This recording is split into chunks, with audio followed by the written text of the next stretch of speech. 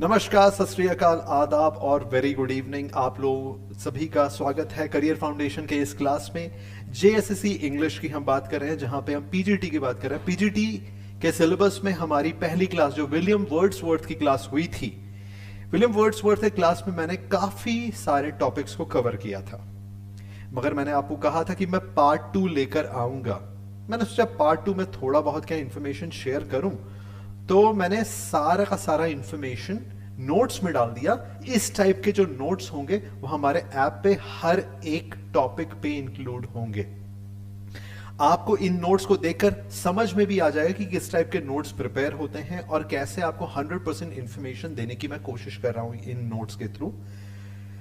दूसरी बात आपके लिए यह है, ध्यान से सुनिए इस चीज को, कि पार्ट 1 वीडियो और पार्ट 2 वीडियो जो मैं कवर कर रहा हूं, इन दोनों के रेफरेंस से मैं मल्टीपल चॉइस क्वेश्चंस लेके आ रहा हूं कल।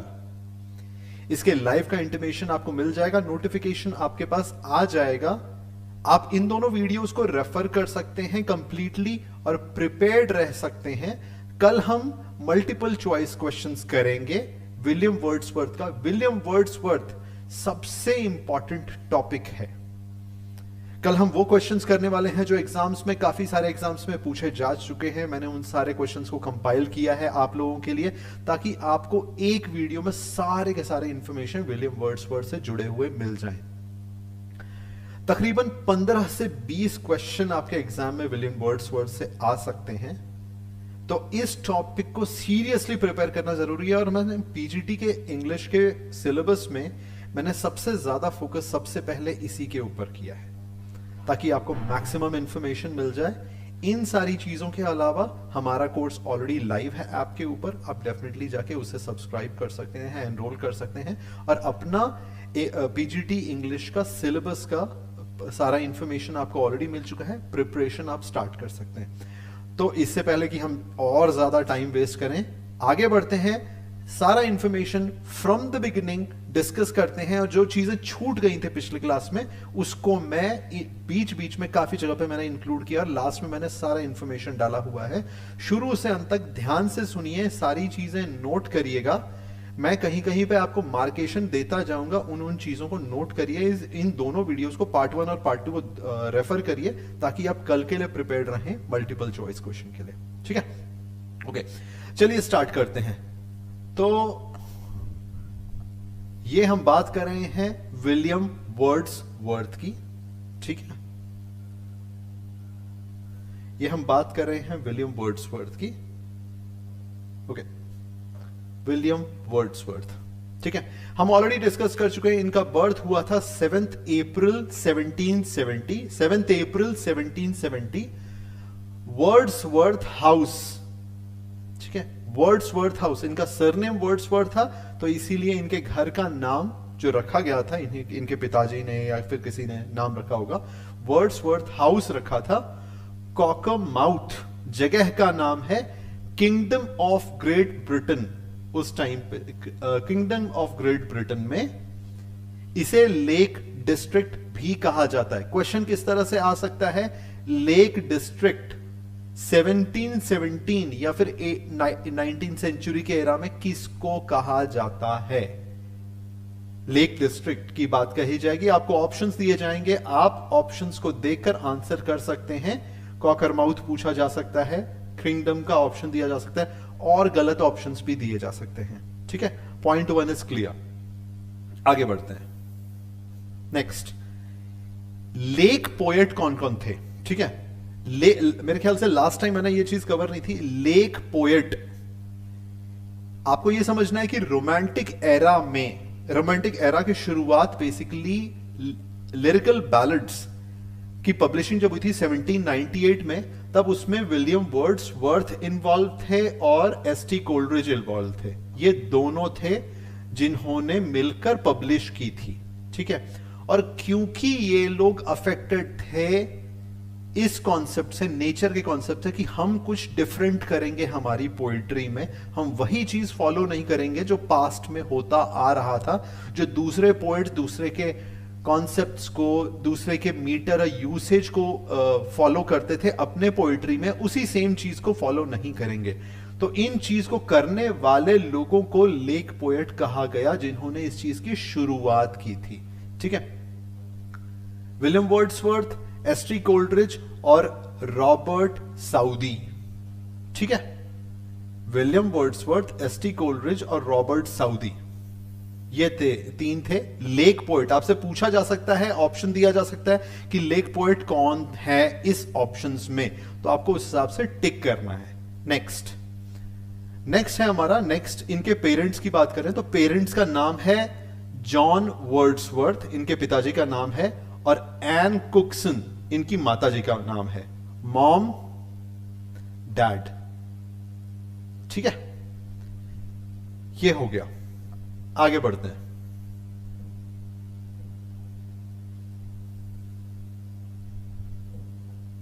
ठीक है, नेक्स्ट है इनका देहांत कब, पेरेंट्स हमारा कवर हो गया। उसके बाद फिर हम आ जाते हैं सिस्टर में।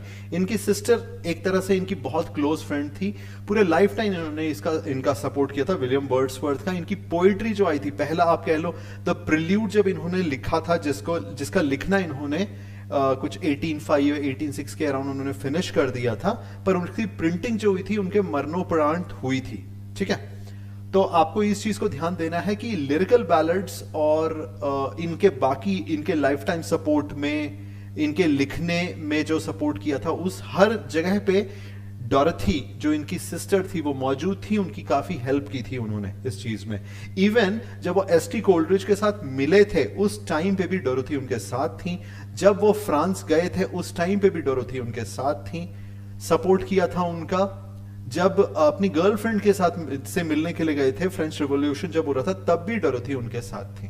ठीक है, और उसके बाद जब उनकी शादी हो रही थी तो शादी के टाइम पर, क्योंकि उनको फ्रांस में जाकर अपनी गर्लफ्रेंड को छोड़ना पड़ रहा था विलियम वर्ड्सवर्थ को, तो इस चीज के लिए बोला भी था डॉरथी ने। इवन उनकी जो बेटी थी उनकी गर्लफ्रेंड से, उसको सपोर्ट करने के लिए, फाइनेंशियली सपोर्ट करने के लिए भी डॉरथी ने हेल्प की थी विलियम वर्ड्सवर्थ को रिक्वेस्ट किया था कि वो उनकी हेल्प करे, उनकी बेटी की फाइनेंशियली। ठीक है, तो इसीलिए इनका बहुत बड़ा योगदान है विलियम वर्ड्सवर्थ की लाइफ में, आपको याद रखना चाहिए चीज। Sister, okay. नेक्स्ट आ जाते हैं, इनका देहांत कब हुआ था? कि विलियम वर्ड्सवर्थ का देहांत कब हुआ था? 23 अप्रैल 1950 में इनका देहांत हुआ था। उस समय इनकी उम्र 80 साल की थी। ठीक है, कहां पे मतलब हुआ था? कम्बरलैंड करके एक जगह थी, वहां पे इनका देहांत हुआ था। और उसके बाद फिर इनको कहां पर, मतलब जो उनका लास्ट सेरेमनी होती है क्रिश्चियंस की, उनको कहां पे बरी किया गया था? उनको बरी किया गया था सेंट ओसवर्ल्ड्स चर्च, सेंट ओसवर्ल्ड्स चर्च में बरी किया गया था। ग्रासमेयर करके जगह का नाम है, जो कि यूनाइटेड किंगडम में है। कुछ भी पूछा जा सकता है, डेट पूछा जा सकता है, यह पूछा जा सकता है कि उनकी उम्र कितनी थी जब उनका देहांत हुआ था, कहां पर हुआ था यह पूछा जा सकता है, कौन से चर्च में उनको बरी किया गया वो पूछा जा सकता है, जगह का नाम था क्या चर्च का वो पूछा जा सकता है, और यूनाइटेड किंगडम जनरली कोई नहीं पूछेगा, मगर मेनली अभी इसमें इन सारी चीजों में एक और चीज पूछी जा सकती है, वो ये है कि उनको कौन सी बीमारी से उनका देहांत हुआ था। प्ल्यूरसी करके एक बीमारी होती है जिसमें फेफड़े स्वेल हो जाते हैं, पानी भर जाता है, फेफड़े स्वेल हो जाते हैं, तो उस वजह से उनका देहांत हो गया था। ठीक है, प्ल्यूरसी करके बीमारी का नाम है। आपको ये सारी चीजें, तो इस एक स्टेटमेंट में बहुत सारा इंफॉर्मेशन है, आपको याद रखना है। आगे बढ़ते हैं। ऑक्यूपेशन क्या था उनका? ऑक्यूपेशन, वो इंग्लिश रोमांटिक पोएट थे और वो क्रिटिक थे। क्रिटिक क्या? लिटरेरी क्रिटिसिज्म करके मैंने टर्म बोला था लास्ट टाइम पे। लिटरेरी क्रिटिसिज्म की मैंने बात की थी कि मतलब अगर कोई कुछ लिखता है, कोई भी लिखता है, जैसे कि एसे लिखा, पोयम लिखा, वगैरह वगैरह, तो ये वो राइटर्स हैं जिनका एक टाइम पीरियड के बाद, लाइक 50-60 साल के हो जाने के बाद ज्यादा घूमते फिरते नहीं है। जब घूमते फिरते नहीं है तो इंस्पिरेशन ज्यादा आता नहीं है, जब इंस्पिरेशन ज्यादा आता नहीं है तो लिखना छोड़ देते हैं। तो उस टाइम पे ये लोग क्या करते हैं, दूसरे के लिखी हुई चीज, क्योंकि काफी सीनियर हो गए हैं, ठीक है। आपको ये भी पता है कि पोइट लॉरेट का इनको उपाधि दी गई थी, अभी हम लोग आगे वही डिस्कस करेंगे, इनको पोइट लॉरेट की उपाधि दी गई थी। तो ये इतने सीनियर हो जाते हैं, इतना नॉलेज होता है इनको लिटरेचर का, कि ये दूसरे के लिखे हुए काव्यों को पढ़कर उसमें क्रिटिसिज्म, उसमें कमियां निकाल सकते हैं या फिर उसकी तारीफ कर सकते हैं। किसी को यूं ही पोइट लॉरेट बना नहीं दिया जाएगा, मतलब राष्ट्र कवि। जैसे हमारे देश में अगर मैं तुलसीदास की बात करूं तो उनको एक बड़ी उपाधि दी गई, उनको राष्ट्र कवि कहा गया था, ठीक है। उसी तरह राष्ट्र कवि की उपाधि इनको दी गई थी, जिसे पोएट लॉरेट कहते हैं यूनाइटेड किंगडम में, ठीक है। आगे बढ़ते हैं। नेक्स्ट, इनका एजुकेशन कहां पे हुआ था? दो जगह आपको इस चीज को नोट करके रखना है, ठीक है। एक, सबसे पहले इनकी शुरुआत कहां से हुई थी, एजुकेशन की बेसिकली शुरुआत कहां से हुई थी? हॉकशेड ग्रामर स्कूल, हॉकशेड ग्रामर स्कूल, यहां से इनके एजुकेशन की शुरुआत हुई थी। कहां पे ये है? लैंकशायर करके जगह है, वहां पे है। अभी कंब्रिया करके एक जगह है, वहां पे, जैसे जगह के नाम चेंज नहीं होते हैं कि पहले कुछ और होगा बाद में कुछ हो गया, तो पहले लैंकशायर करके जगह था जहां पे ये स्कूल लोकेटेड था, बाद में उसी जगह का नाम चेंज करके कंब्रिया कर दिया गया। तो क्वेश्चन आप फ्रेम कर सकते हैं, पहले जगह का नाम क्या था, अब क्या है उस जगह का नाम, पहले किस स्कूल से शुरुआत हुई थी उनकी, ये सारी चीजें इसमें इंक्लूडेड हैं, आप नोट डाउन कर सकते हैं इस चीज को, ठीक है। हॉकशील्ड ग्रामर स्कूल, लैंकशायर, जो कि आज की डेट में कंब्रिया के नाम से जाना जाता है। कूल। नेक्स्ट, उसके बाद उस स्कूल को छोड़ने के बाद इन्होंने बाद में अपना एजुकेशन कहां से खत्म किया? University of Cambridge, Saint George College Cambridge, ठीक है। एफिलिएशन मालूम है ना, कोई एक कॉलेज किसी एक पर्टिकुलर यूनिवर्सिटी से अफिलिएटेड होता है, ठीक है। आप डायरेक्टली यूनिवर्सिटी नहीं जाते हैं पढ़ने के लिए, आप कॉलेज जाते हैं पढ़ने के लिए। कुछ लोग यूनिवर्सिटी भी जाते हैं, कुछ लोग कॉलेज जाते हैं पढ़ने के लिए। कॉलेज में सिलेबस जो चलता है किसी पर्टिकुलर यूनिवर्सिटी का चलता है, किसी से अफिलिएशन है, डिग्री जो आपको आएगी कौन से यूनिवर्सिटी की आएगी।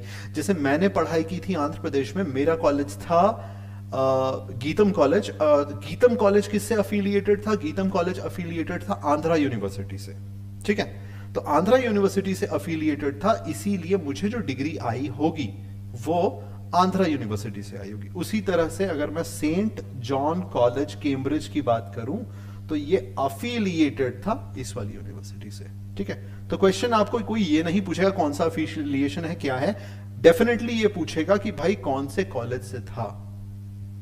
यूनिवर्सिटी कैम्ब्रिज आप लिख सकते हैं उस चीज को, ठीक है। आगे बढ़ते हैं, ठीक है। एजुकेशन समझ में आ गया होगा आप लोगों को अभी तक। आगे नेक्स्ट पे जाते हैं। अभी एजुकेशन हो गया, अभी आते हैं हम टीचर्स पे।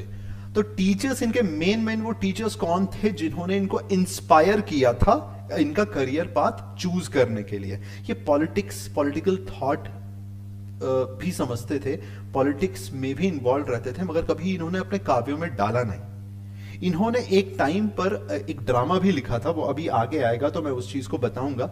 इन्होंने मतलब एक ड्रामा भी लिखा था द बॉर्डर्स करके, ठीक है। मगर उस चीज मैंने पिछले वाले क्लास में भी इस चीज को एक्सप्लेन किया है। द बॉर्डर्स करके इन्होंने ड्रामा लिखा था, पर वो कभी प्ले बन नहीं पाया। जो उस टाइम के राजा थे या फिर जो क्रिटिक थे, उन्होंने मना कर दिया कि तुम्हारा फेम नहीं बढ़ेगा इस ड्रामा को प्रोग्रेस करने से या फिर इस प्ले को पब्लिक के सामने लाने से, इसलिए बेटर इस चीज को मत लाओ। ये चीज कही गई थी। तो सबसे इंपॉर्टेंट चीज आपके लिए जानने के लिए ये है कि आपका ये जो इन्फ्लुएंस जो होता है, इन्फ्लुएंस कहां से हुआ था, ठीक है। तो किसी चीज का पर्टिकुलर इन्फ्लुएंस, जैसे पॉलिटिकल इन्फ्लुएंस अगर इनको किसी से हुआ होगा तो इन्होंने प्ले लिखा होगा, मगर वो प्ले चल नहीं पाया, तो पॉलिटिकली इन्होंने ज्यादा इन्वॉल्व नहीं रहे। और उसके बाद फिर जैसे नेचर का इन्फ्लुएंस इनके ऊपर आया, इन्होंने अपनी पूरी की पूरी पोइट्री में नेचर को डालना ज्यादा शुरू कर दिया, ठीक है। तो विलियम टेलर थे इनके टीचर, विलियम टेलर थे इनके टीचर, जिनसे इंस्पायर होकर इन्होंने अपनी पोएट्री कंपोज की थी, ठीक है। ध्यान रखना इस बात को। विलियम टेलर थे इनके टीचर, जिनसे इंस्पायर होकर इन्होंने पोएट्री की शुरुआत की थी, कंपोज करना शुरू किया था, ठीक है। उसके बाद माइकल ब्यूटी करके इनके टीचर थे, जिनसे इंस्पायर होके इन्होंने पॉलिटिकल थॉट्स और पॉलिटिक्स के बारे में जानना और लिखना शुरू किया था उस टाइम पर। अपने टीचर्स, जो मतलब कॉलेज के जो टीचर्स है जिनसे ये इंस्पायर हुए थे। तो आपको ये दो नाम, अगर कोई पूछे कि किनसे इंस्पायर होकर पोएम्स लिखे गए थे, तो नाम आप क्या देंगे? William Taylor.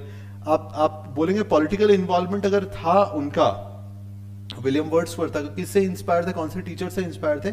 माइकल ब्यूटी करके टीचर थे, उनसे इंस्पायर थे। कूल है, समझ में आ गया होगा आप लोगों को। आगे बढ़ते हैं, टीचर समझ में आ गए। उसके बाद ठीक है, अभी ये अल्मा मेटर क्या है? अल्मा मेटर है कि आपको पढ़ाई कंप्लीट करने के बाद जो डिग्री अवार्ड होती है उसी को अलग नाम से अल्मा मेटर कहा जाता है, ठीक है। अल्मा मेटर कौन से यूनिवर्सिटी से अवार्ड हुई थी? कैम्ब्रिज यूनिवर्सिटी से अवार्ड हुई थी।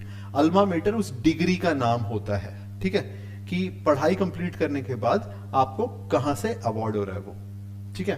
तो दिस इज कैम्ब्रिज। अगर कोई आपसे पूछे इनको अल्मा मेटर कहां से अवार्ड हुआ था, तो आप सिंपली ये लिख देंगे कैम्ब्रिज यूनिवर्सिटी, या फिर उस पर टिक मार देंगे जो आपको ऑप्शंस जो आएंगे वो। अभी लिटरेरी मूवमेंट इन्होंने जो लिखना शुरू किया था, जैसे हर एक एरा था, Elizabethan era, Augustan era, old era, middle era, right. इसके बाद फिर हम लोग अभी इस हमारे वाले सिलेबस जो पीजीटी का जो हमारा सिलेबस है इंग्लिश का, उसमें हमारा कौन कौन सा आ रहा है? रोमांटिक एरा, विक्टोरियन एरा, ये सारे के सारे एराज आ रहे हैं। तो इनके पर्टिकुलर एज को क्या कहा जाता है? Romantic era. तो इनका इनके मूवमेंट को क्या कहा जाता है? कि लिटरेरी मूवमेंट की बात कर रहे हैं हम। लिटरेरी मतलब जो काव्य लिखे जाते हैं, उस मूवमेंट का क्या नाम दिया गया है? वो नाम दिया गया है रोमांटिसिज्म, क्योंकि ये रोमांटिक एरा है जिसकी हम अभी बात कर रहे हैं, वो रोमांटिक एरा है। तो लिटरेरी मूवमेंट का क्या नाम दिया गया है? रोमांटिक एरा या फिर रोमांटिसिज्म। कोई भी आपको कंफ्यूज नहीं करेगा, रोमांटिक एरा या फिर आएगा या फिर रोमांटिसिज्म आएगा ऑप्शन में।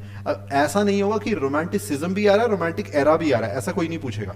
या तो रोमांटिसिज्म रहेंगे आपके ऑप्शंस में, या फिर रोमांटिक एरा रहेगा आपके ऑप्शन में, ठीक है। नेक्स्ट चलते हैं। अब इनकी शादी कब हुई थी?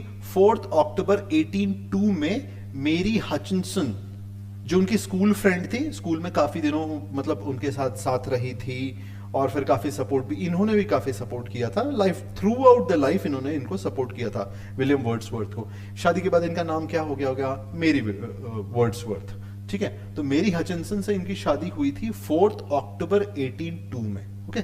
ये पार्ट हमारा हो गया। उसके बाद फिर नोटेबल वर्क्स, इनके सबसे इंपॉर्टेंट वर्क्स कौन कौन से हैं? इनके लाइफ के 4 इंपॉर्टेंट वर्क्स हैं, ये पूछा जा सकता है आपसे। ध्यान से सुनिए, नोटेबल वर्क्स कौन कौन से आपको आप जानते हैं, पिछले बार भी हम लोग डिस्कस कर चुके हैं। लिरिकल बैलड्स हम डिस्कस कर चुके हैं ऑलरेडी। फिर हम डिस्कस कर चुके हैं द प्रिल्यूड्स, उनकी ऑटोबायोग्राफी या सेमी ऑटोबायोग्राफी, क्योंकि इन्होंने सेमी ऑटोबायोग्राफी इसलिए कहते हैं कि इन्होंने इनका काफी पार्ट, क्योंकि इनके दोस्त भी रहे थे, और उसी दौरान जब उनकी दोस्ती थी एस.टी. कोलरिज से, सैमुअल टेलर कोलरिज से इनकी दोस्ती थी, उसी टाइम पर इन्होंने प्रिल्यूड लिखा था। तो काफी सेक्शन इन्होंने डेडिकेट भी किया था कोलरिज को। तो इनको ना मतलब द प्रिल्यूड को इन्होंने जो अपने टाइम पे नाम दिया था, पोएम टू कोलरिज भी कहा था, ओके। आगे आएगा, मैं ऐसा कोई भी चीज आपको बता नहीं रहा जो इस नोट्स में इंक्लूडेड नहीं है, डेफिनेटली सब कुछ है, बस वो टॉपिक आ जाता है तो मैं आप लोगों को दोबारा बता देता हूं। और जितने बार हम कोई चीज सुनते हैं ना, उतना हमें याद रहता है, उतने बार हम चीजों को प्रैक्टिस करते हैं, याद रहता है, तो फिर हमें एग्जाम में जाने से पहले ना पढ़ने की जरूरत नहीं पड़ती। तो मेरे जो वीडियोस हैं, फॉर एग्जांपल आप हमारा कोर्स एनरोल करते हैं, तो उसमें जितने वीडियोस हैं ना, आपको कुछ नहीं करना, उस वीडियो को जाना है, एकदम ध्यान से बैठ के एक बार सुन लेना है। और सबसे बड़ी चीज आपको बता रहा हूं, जब आप सुन रहे हो, भले ही आपके पास नोट्स है, भले ही पीडीएफ है, लिखने की आदत डालिए, बहुत जरूरी है, लिखने की आदत डालिए।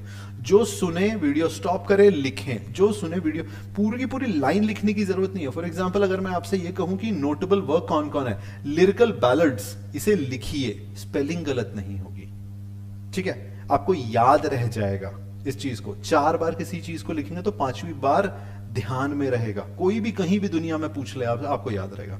तो कोई भी चीज लिखिए, जरूर लिखिए, बिना लिखे मत छोड़िए, ठीक है। नोटेबल वर्क्स कौन कौन से? लिरिकल बैलड्स, द प्रिल्यूड, ये दोनों, क्योंकि मैंने दोनों का नाम सबसे पहले इसलिए लिया क्योंकि ये दोनों हम लोग ऑलरेडी डिस्कस कर चुके हैं। उसके बाद फिर आ जाते हैं इस प्रिल्यूड की अगर मैं बात करूं तो इस प्रिल्यूड में इनके मतलब सॉरी इस प्रिल्यूड में जो पूरा कंप्लीट डिस्कशन है वो मैं नीचे करूंगा। प्रिल्यूड को तोड़ तोड़ के हम सारी चीजें देखेंगे क्योंकि ये इंपॉर्टेंट वर्क है। हम एक्सकर्शन डिस्कस करेंगे आगे, हम पोएम्स इनटू वॉल्यूम्स डिस्कस करेंगे, लिरिकल बैलेंस डिस्कस करेंगे और प्रिल्यूड डिस्कस करेंगे, ठीक है। एक और चीज जानने वाली है, इसका कोई नाम नहीं है पर इन्होंने टोटल 523 सोनेट्स लिखे थे। एक टाइप का पोयम, एक टाइप का, देखिए कौन कौन से होता है, जैसे कि मैं आपको कुछ चीजें बता दूं। पोयम में जनरली क्या होता है, राइमिंग होती है, लास्ट में एक टाइप का मीटर लगता है, ठीक है।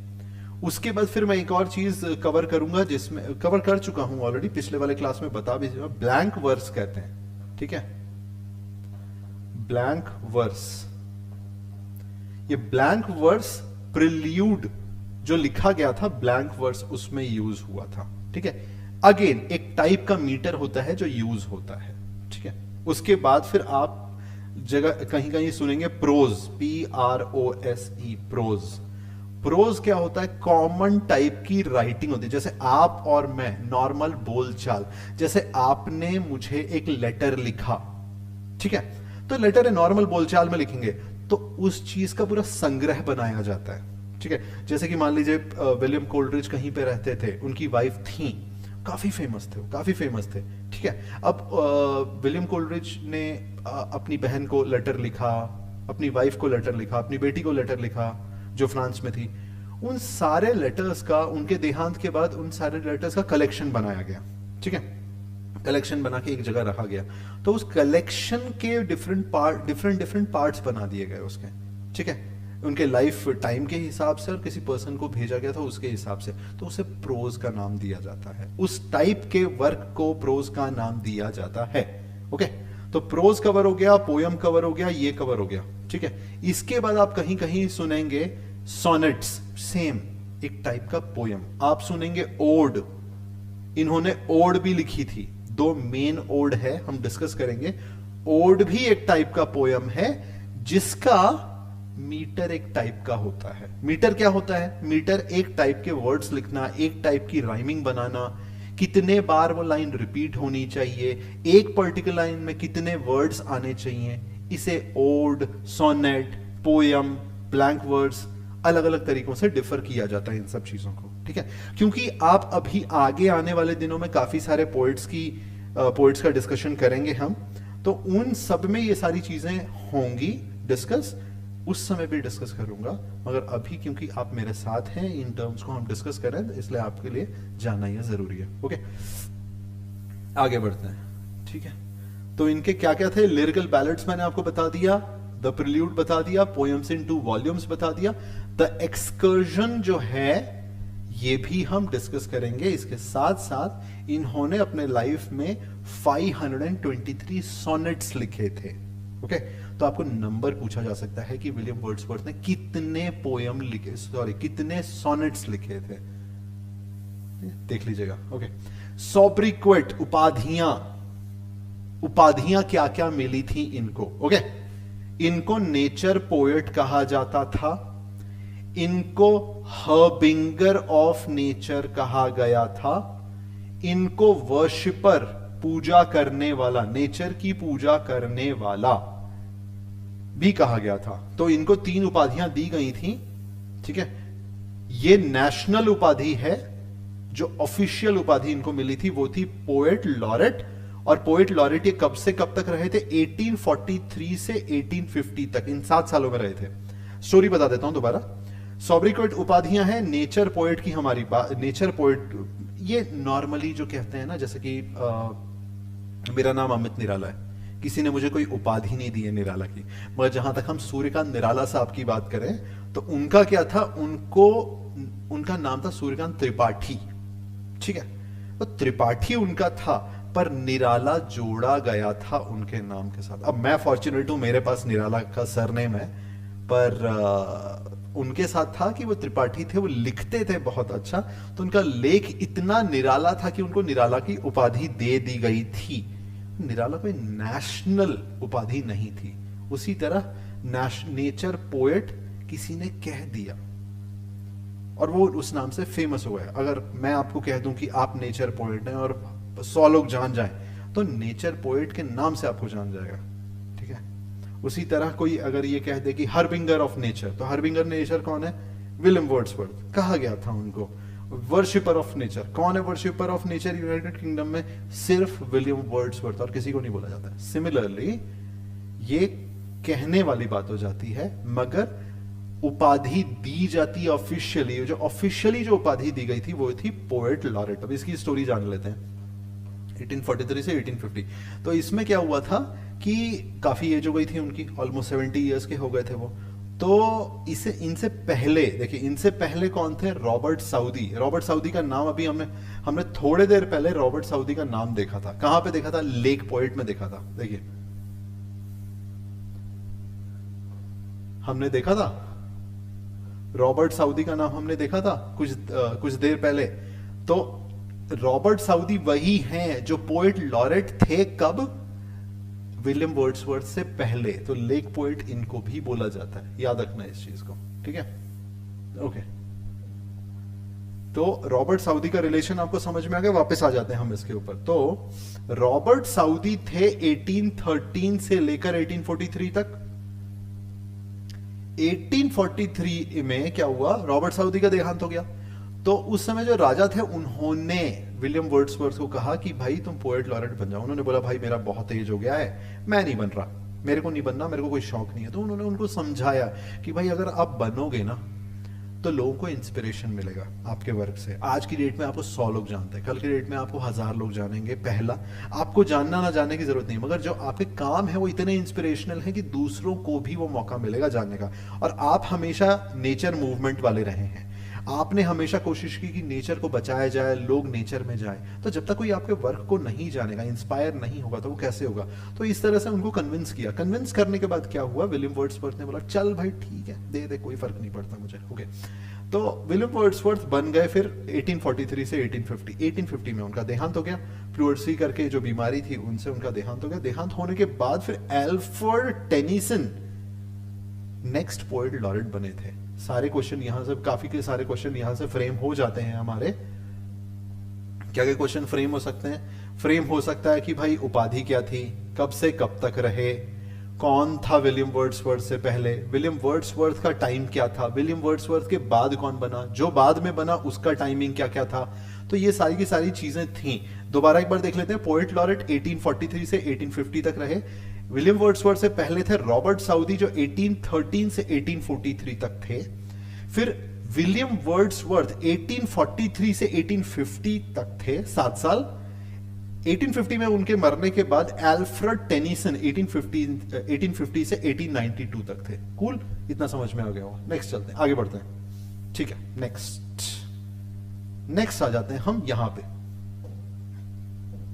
ओके, तो विलियम वर्ड्सवर्थ इज, अभी हमारे नोट्स शुरू हो गए, ठीक है। इन नोट्स को आप वापस देख लीजिए। इसमें भी मैंने कुछ पॉइंट्स, मेन पॉइंट्स मैंने इंक्लूड किए हैं, इंपॉर्टेंट हैं। कुछ रिपीटेड पॉइंट्स हो सकते हैं, रिवीजन भी हो जाएगा, कोई दिक्कत नहीं है, ठीक है। नोट्स मेरे सारे के सारे इसी तरह से रहेंगे, ठीक है। आ जाते हैं। William Wordsworth is one of the founders of English romanticism. हम जानते हैं इस पॉइंट को, ठीक है। The age of Wordsworth is called romantic age. अब समझ में आया? Romanticism is the same as romantic age. Okay, ये वाला पॉइंट भी कवर हो गया। उनके एज को रोमांटिक एज कहा जाता है। अभी आ जाते हैं। He is fiercely concerned with philosophical speculations and relationship between man and his natural world. तो वो काफी कंसर्न्ड हैं, स्पेक्यूलेट करना, सोचना उस चीज के बारे में। फिलॉसफी जो लाइफ से रिलेटेड होती है, फिलॉसफीज जो होती हैं, जो कुछ बातें, ऐसी बातें होती है जिसको सोचने की जरूरत होती है आपकी लाइफ को ड्राइव करने के लिए। स्पेक्यूलेशन जो बदलती रहती है, हो भी सकता है, नहीं हो सकता है। तो वो ऐसे फिलोसॉफिकल थॉट से काफी ज्यादा रिलेट करते थे अपने आप को, उन चीजों के बारे में ज्यादा सोचते थे और उन चीजों के बारे में ज्यादा लिखते थे। और रिलेशनशिप बिटवीन किस किस के बीच में, relationship man and natural world, एक इंसान और नेचुरल वर्ल्ड। नेचुरल वर्ल्ड क्या होता है? पौधे, पेड़, मैदान, पहाड़, कुदरत बेसिकली। जहां आप सिटी लाइफ हटा दीजिए, वो नेचुरल वर्ल्ड है, ठीक है। इवन वो गांव, हमारे जो गांव है ना वो ज्यादा प्यारे हैं। मुझे नहीं पता लोगों को सिटी क्यों पसंद आती है भाई। मैं जब गांव में जाता हूं, मैं अपनी पूरी की पूरी लाइफ सिटी में रहा हूं, शायद वो एक रीजन है जो मुझे अट्रैक्ट करता है गांव में। मगर जो गांव की बात है वो गांव की बात है, मैं उस चीज के ऊपर कुछ कमेंट नहीं कर सकता। वो जो मजा है वो नहीं मिलता सिटी में। मैंने, आप एक सिटी का नाम लीजिए, जिस सिटी में, एक अच्छी सिटी का नाम लीजिए, बड़ी सिटी का, जिस सिटी में मैं नहीं रहा हूं इंडिया में, हर एक सिटी में एक अच्छा खासा टाइम मैंने स्पेंड किया है। वो मजा नहीं आता जब मैं वापस आता हूं झारखंड, सीरियसली कह रहा हूं। आगे बढ़ते हैं। उसके बाद ही advocated the use of simple ideas, मतलब सिंपल सोचना है। मतलब पहले, इससे पहले जो पोइट्स होते थे वो क्या करते थे, वो बोलते थे कि भाई दूसरे स्पेशल जो बड़े पोएट्स हैं उनको कॉपी करो, उनके मीटर्स को कॉपी करो, ठीक है। वो ये कहते थे कि भाई मीटर्स को कॉपी करो, उनके फंडे को कॉपी करो, जिस तरह से वो राइमिंग कर रहे हैं उस तरह से राइमिंग करो। कभी ग्रीक पोएट को कॉपी करो, कभी स्कॉटिश पोएट को कॉपी करो, कभी किसी का इटालियन पोएट्स को कॉपी करो। तो उनका मेनली काम यही था कि जो पहले लोगों ने काम करके रखा है वैसा ही कुछ उतारना है अपने काव्यों में। इनका सिंपल था, भाई इतना कॉम्प्लिकेट करोगे ना आम इंसान को समझ में नहीं आएगी। मुझे अपनी कविताओं से लोगों को प्रभावित करना है, तो मैं लोगों को कब प्रभावित कर पाऊंगा? जब उन लोगों को मेरी पोयम समझ में आएगी। भाई मैं इतना कॉम्प्लिकेट कर दूंगा उनको कुछ नहीं समझ में आने वाला, ठीक है। तो ये मेन पर्पस था उनका, इसलिए वो सिंपल आइडियाज पे जाते थे। तो सिंपल आइडियाज, नेचुरल इमेजरी, ठीक है, नेचर की इमेजरी, उसके बाद फिर कॉमन लैंग्वेज इन पोइट्री, इन चीजों को ये बेसिकली फॉलो करते थे, ठीक है। इससे रिलेटेड क्वेश्चन आ सकते हैं कि किस टाइप की चीजों को वो बेसिकली फॉलो करते थे। सिंपल लैंग्वेज, नेचुरल इमेजरी, इन सब चीजों को फॉलो करते थे, ठीक है।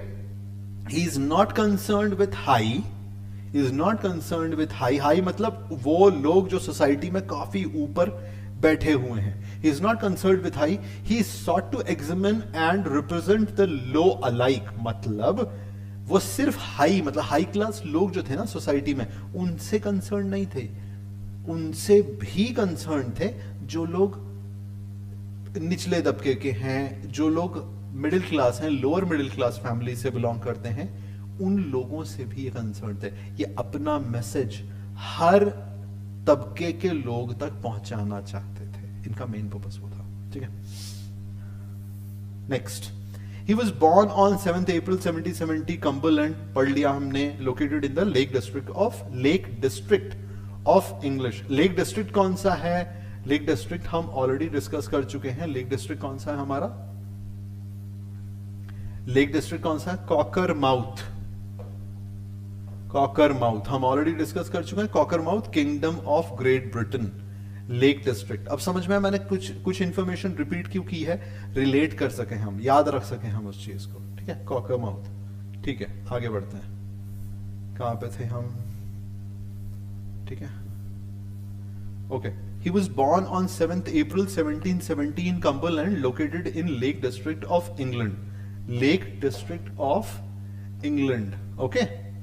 ये वाला पार्ट हो गया आपका कवर। उसके बाद फिर after graduating from school as a young boy he took a walking trip to Europe which opened up vivid vistas of natural beauty to him, okay. तो बेसिकली यहां पे क्या बोल रहा है कि हुआ क्या, ग्रेजुएट हो गए, ग्रेजुएट होने के बाद उन्होंने बोला कि चलो यार एक वॉक लेते हैं। तो उन्होंने पूरे यूरोप में ना एक वॉक लिया, स्ट्रोलिंग, पैदल चलो, मस्त घूमो। तो जब वॉक लिया तो जब उन्होंने विविड विस्तास, बड़े बड़े पहाड़, हरियाली, पेड़ पौधे, गांव की लाइफ, कोई बिजी नहीं, सब मस्त खुशी खुशी घूम रहे हैं, गाय चर रही हैं, एक जो ग्वाला है वो बैठा हुआ है, मौज कर रहा है। मैं जहां पे रह रहा हूँ उसके बाहर अगर आप देखोगे ना, बड़ा सा ग्राउंड है, ठीक है। बहुत बड़ा ग्राउंड है। मैं अपनी बैल्कनी में जब आता हूँ शाम के टाइम पे, सुबह के टाइम पे, सनसेट सुपर, मतलब आप लोग आइए मेरे पास एक बार। तो हमारा जो यहाँ पे सनसेट होता है, सनसेट इतना सुपर होता है, मतलब मेरे लेफ्ट हैंड साइड में सनसेट होता है सुपर। मैंने 3-4 फोटोज भी निकाले, I will share those photos with you. तो जब मैं सुबह को 6 बजे के अराउंड देखता हूँ तो पूरी गाय और भैंसें यहाँ पे चर रही हैं, पूरा ग्रीन ग्राउंड है, और उसके बाद फिर एक दो यू नो जो ग्वाले हैं वो यहाँ पे आके ऐसे घास के ऊपर मस्त लेट जाते हैं।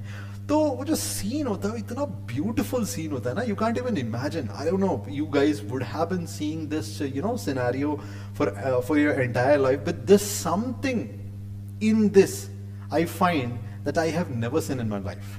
मैंने कभी देखा नहीं इस चीज को, तो मुझे ये देखने में बहुत मजा आता है सीरियसली। मतलब अगर आप मुझे कहो ना घंटों बैठा रहूं और मैं देखता रहूं इस सीन को, शायद मैं ही था विलियम वर्ड्सवर्थ। आगे बढ़ते हैं।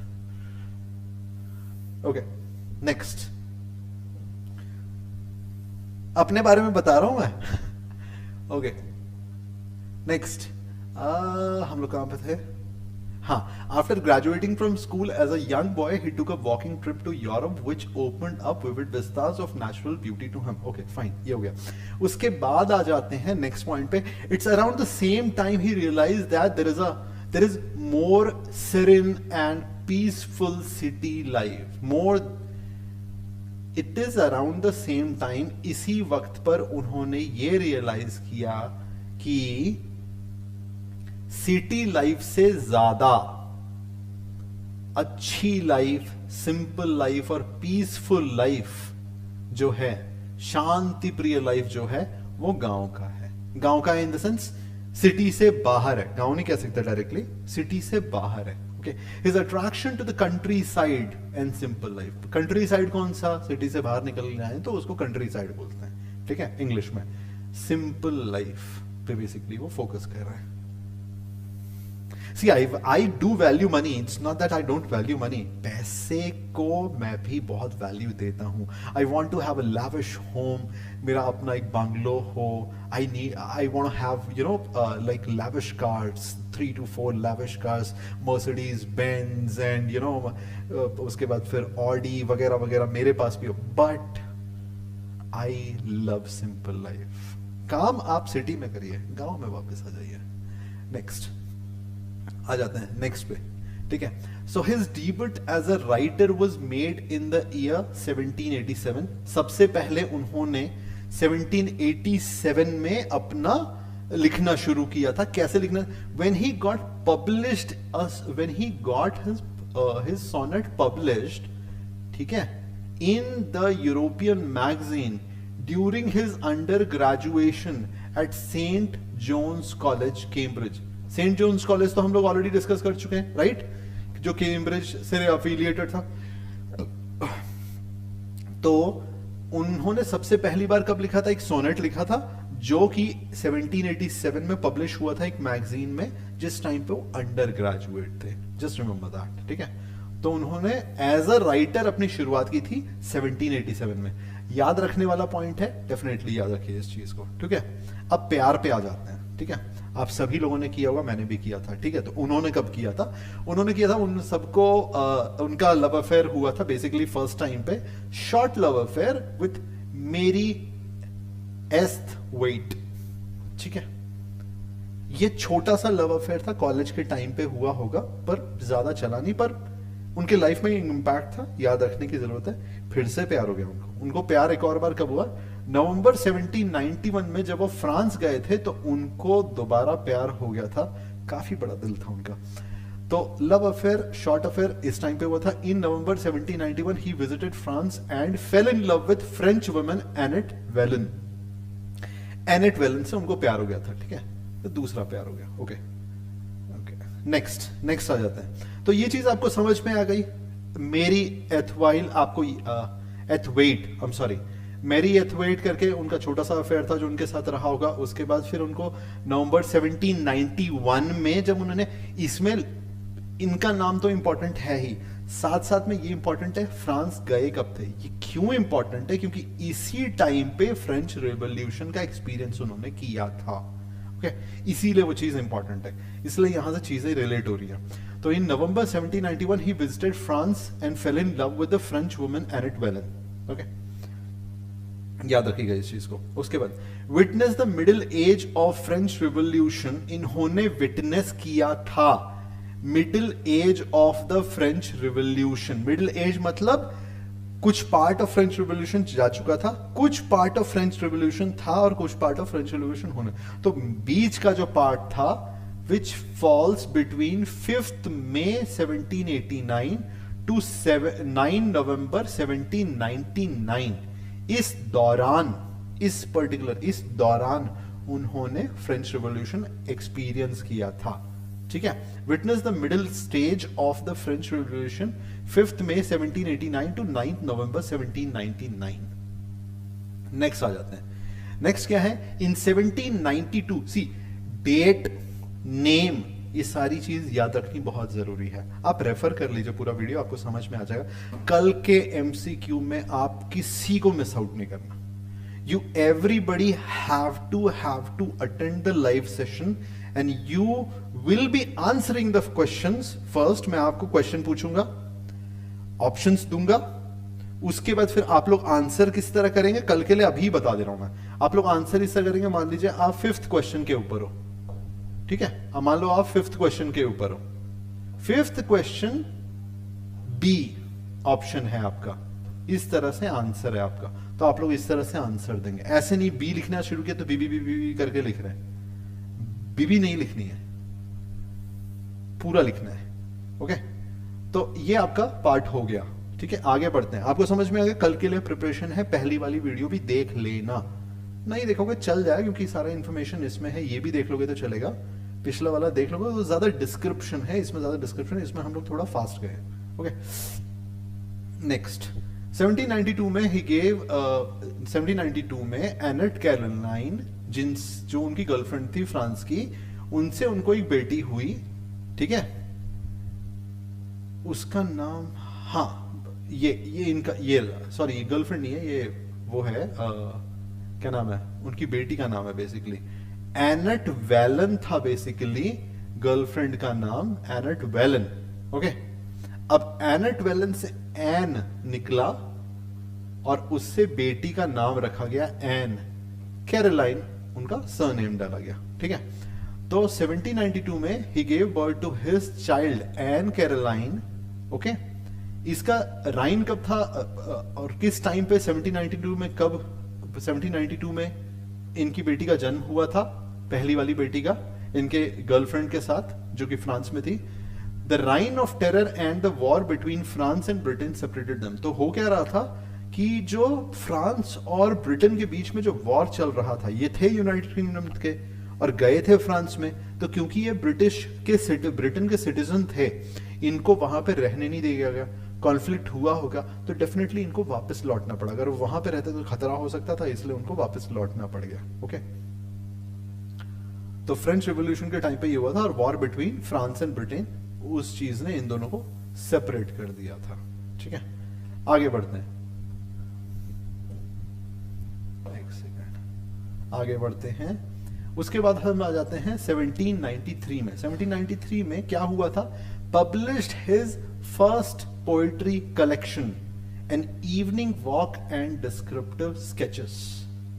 नोट करने वाली चीज है, नोट कर लीजिए, ज्यादा समझाने वाला सीन नहीं है इसमें। डेट आपको पता ही है 1793, पहली फर्स्ट पोएट्री कलेक्शन इनकी पब्लिश हुई थी। कि नाम क्या था इस पोएट्री का, इवनिंग वॉक डिस्क्रिप्टिव स्केचेस। ठीक है, ओके, इसके बाद हम आगे बढ़ते हैं नेक्स्ट पॉइंट पे। In 1794 he move to Racedown Lodge with his sister Dorothy. हर जगह, मैक्सिमम हर जगह जहां पे भी जाते थे, इनकी बहन साथ में रहती थी। ओके, तो इनकी सिस्टर इनके साथ में रहती थी। और उसके बाद फिर वेयर ही मेट एसटी कोल्ड्रिज। ठीक है, तो 1794 एक अप्रोक्सीमेशन है, फिर मैंने इस चीज को वापस लिखा है, आप इस चीज को कंसिडर नहीं करिएगा क्योंकि यहां पे मैंने अगस्त 1795 एग्जैक्ट डेट दिया हुआ है। ठीक है, तो 1794 वो पीरियड है जिस टाइम पे वो गए थे, क्योंकि वो ट्रैवलिंग का टाइम था, कोई स्पेसिफिक, आप समझ लीजिए 1794 में उन्होंने ट्रैवल शुरू किया था। ट्रैवल शुरू किया, वो ट्रैवल करते रहे, करने के बाद अगस्त 1795 में जब अपने पर्टिकुलर लोकेशन पे पहुंचे थे, तब उनकी भेंट यहाँ पे एसटी कोलरिज के साथ हुई थी बेसिकली। तो 1794 में वो ट्रैवल शुरू हुआ था, जिसके दौरान वो मिले थे, और स्पेसिफिकली कब मिले थे, अगस्त 1795। इनका पूरा नाम क्या था, सैमुअल टेलर कोलरिज। कौन थे ये, लेक पोएट, हम लोग ऑलरेडी डिस्कस कर चुके हैं। Robert Southey and William Wordsworth, lake poet, ठीक है। ओके, आगे बढ़ते हैं हम, ठीक है, आगे बढ़ते हैं। उसके बाद फिर आप आ जाइए नेक्स्ट पॉइंट पे, मतलब इसी दौरान आप देखिए अगस्त 1975 इसी दौरान हुआ था, ठीक है। अभी next, he wrote his only play, मैं प्ले के बारे में बात कर रहा था, द बॉर्डर्स, मैं ऑलरेडी डिस्कस कर चुका, the borders, a worst tragedy set during the reign of king Henry of England. तो ये पूछा जा सकता है कि उनका सिर्फ उन्होंने कौन सा एक ऐसा प्ले लिखा था, नाम दे दिए जाएंगे, द बॉर्डर्स उसका आंसर हो सकता है। नेक्स्ट, किसके टाइम पर उन्होंने लिखा था, है किंग हेनरी III का उस समय इंग्लैंड पर राज चल रहा था, जिस टाइम पर उन्होंने द बॉर्डर्स प्ले लिखा था, अपनी लाइफ का ओनली प्ले। ओके, नेक्स्ट पे आ जाते हैं। The romantic age is supposed to begin in 1798, which is the year in which Wordsworth lyrical ballads was published. Cool है, ठीक है। लिरिकल बैलेड्स इसी टाइम पे पब्लिश हुआ था 1798, उसी टाइम पे रोमांटिक एज की शुरुआत मानी जाती है। ओके, 1798 की डिस्क्रिप्शन में हम लोग आगे भी पढ़ेंगे। Wordsworth Lyrical Ballads published. Okay, with increased relations at the Alfoxden House, with increased relation at the Alfoxden House में कौन था, एल्फॉक्सन हाउस में थे यहाँ पे कोलरिज साहब और विलियम वर्ड्सवर्थ साहब, ये दोनों थे वहां पे। तो इन दोनों की दोस्ती बहुत स्ट्रांग हो गई थी उस टाइम तक। स्ट्रांग हो जाने के बाद इन्होंने ये डिसाइड किया कि ये कोलैबोरेट करेंगे और लिरिकल बैलेड्स लिखेंगे। तो इन्होंने लिखने के बाद 1798 में लिरिकल बैलेड्स लिख के पब्लिश कराई 1798। Okay, Lyrical Ballads began with Coleridge's Rime of the Ancient Mariner. इससे शुरुआत, इस वाले पोयम से शुरुआत होती है लिरिकल बैलेड्स की। खत्म किससे होती है, ends with Wordsworth Tintern Abbey. बहुत इंपॉर्टेंट पोयम है, हो सके तो पढ़ लेना, टिंटन एबी बहुत अच्छी पोयम है, ठीक है। वर्ड्सवर्थ की टिंटन एबी से एंड होती है, राइम ऑफ एंशिएंट मैरिनर से शुरू होती है। तो बहुत सारे क्वेश्चन यहाँ पे आगे, कब पब्लिश हुई थी, कौन कौन कोलैबोरेट कर रहे थे, कब पब्लिश हुई थी, उस टाइम पर एल्फॉक्सन हाउस में थे, मतलब कहां थे। उसके बाद फिर किसके पोयम से शुरू हो रही है और पोयम का नाम क्या है, किसके पोयम से खत्म हो रही है और उस पोयम का नाम क्या है, ठीक है। ओके, नेक्स्ट आ जाते हैं। ओके, इसके बाद around the same time Wordsworth started to put in time for his autobiographical work the prelude. उसी वक्त पर 1798 1799 के अराउंड जब पब्लिश हो गई थी ना, तो उसी टाइम पे उन्होंने वो भी शुरू कर दी थी। लिरिकल बैलेड्स उन्होंने वो लिखते गए और 1798 से लेकर 1805 तक वो 4 एडिशन में आई। मगर 1799 के अराउंड उन्होंने अपना ऑटोबायोग्राफिकल वर्क द प्रिल्यूड जो था वो भी लिखना शुरू कर दिया था। कूल है। तो इसका क्या है, ऑटोबायोग्राफिकल वर्क, ऑटोबायोग्राफिकल वर्क कौन सा था, द प्रिल्यूड। ये ऑटोबायोग्राफिकल वर्क या फिर इसको सेमी ऑटोबायोग्राफिकल वर्क बोल सकते हैं आप। Okay, now in 1802 Wordsworth and Dorothy travelled to France to meet his daughter Caroline. Anne Caroline थी डॉटर,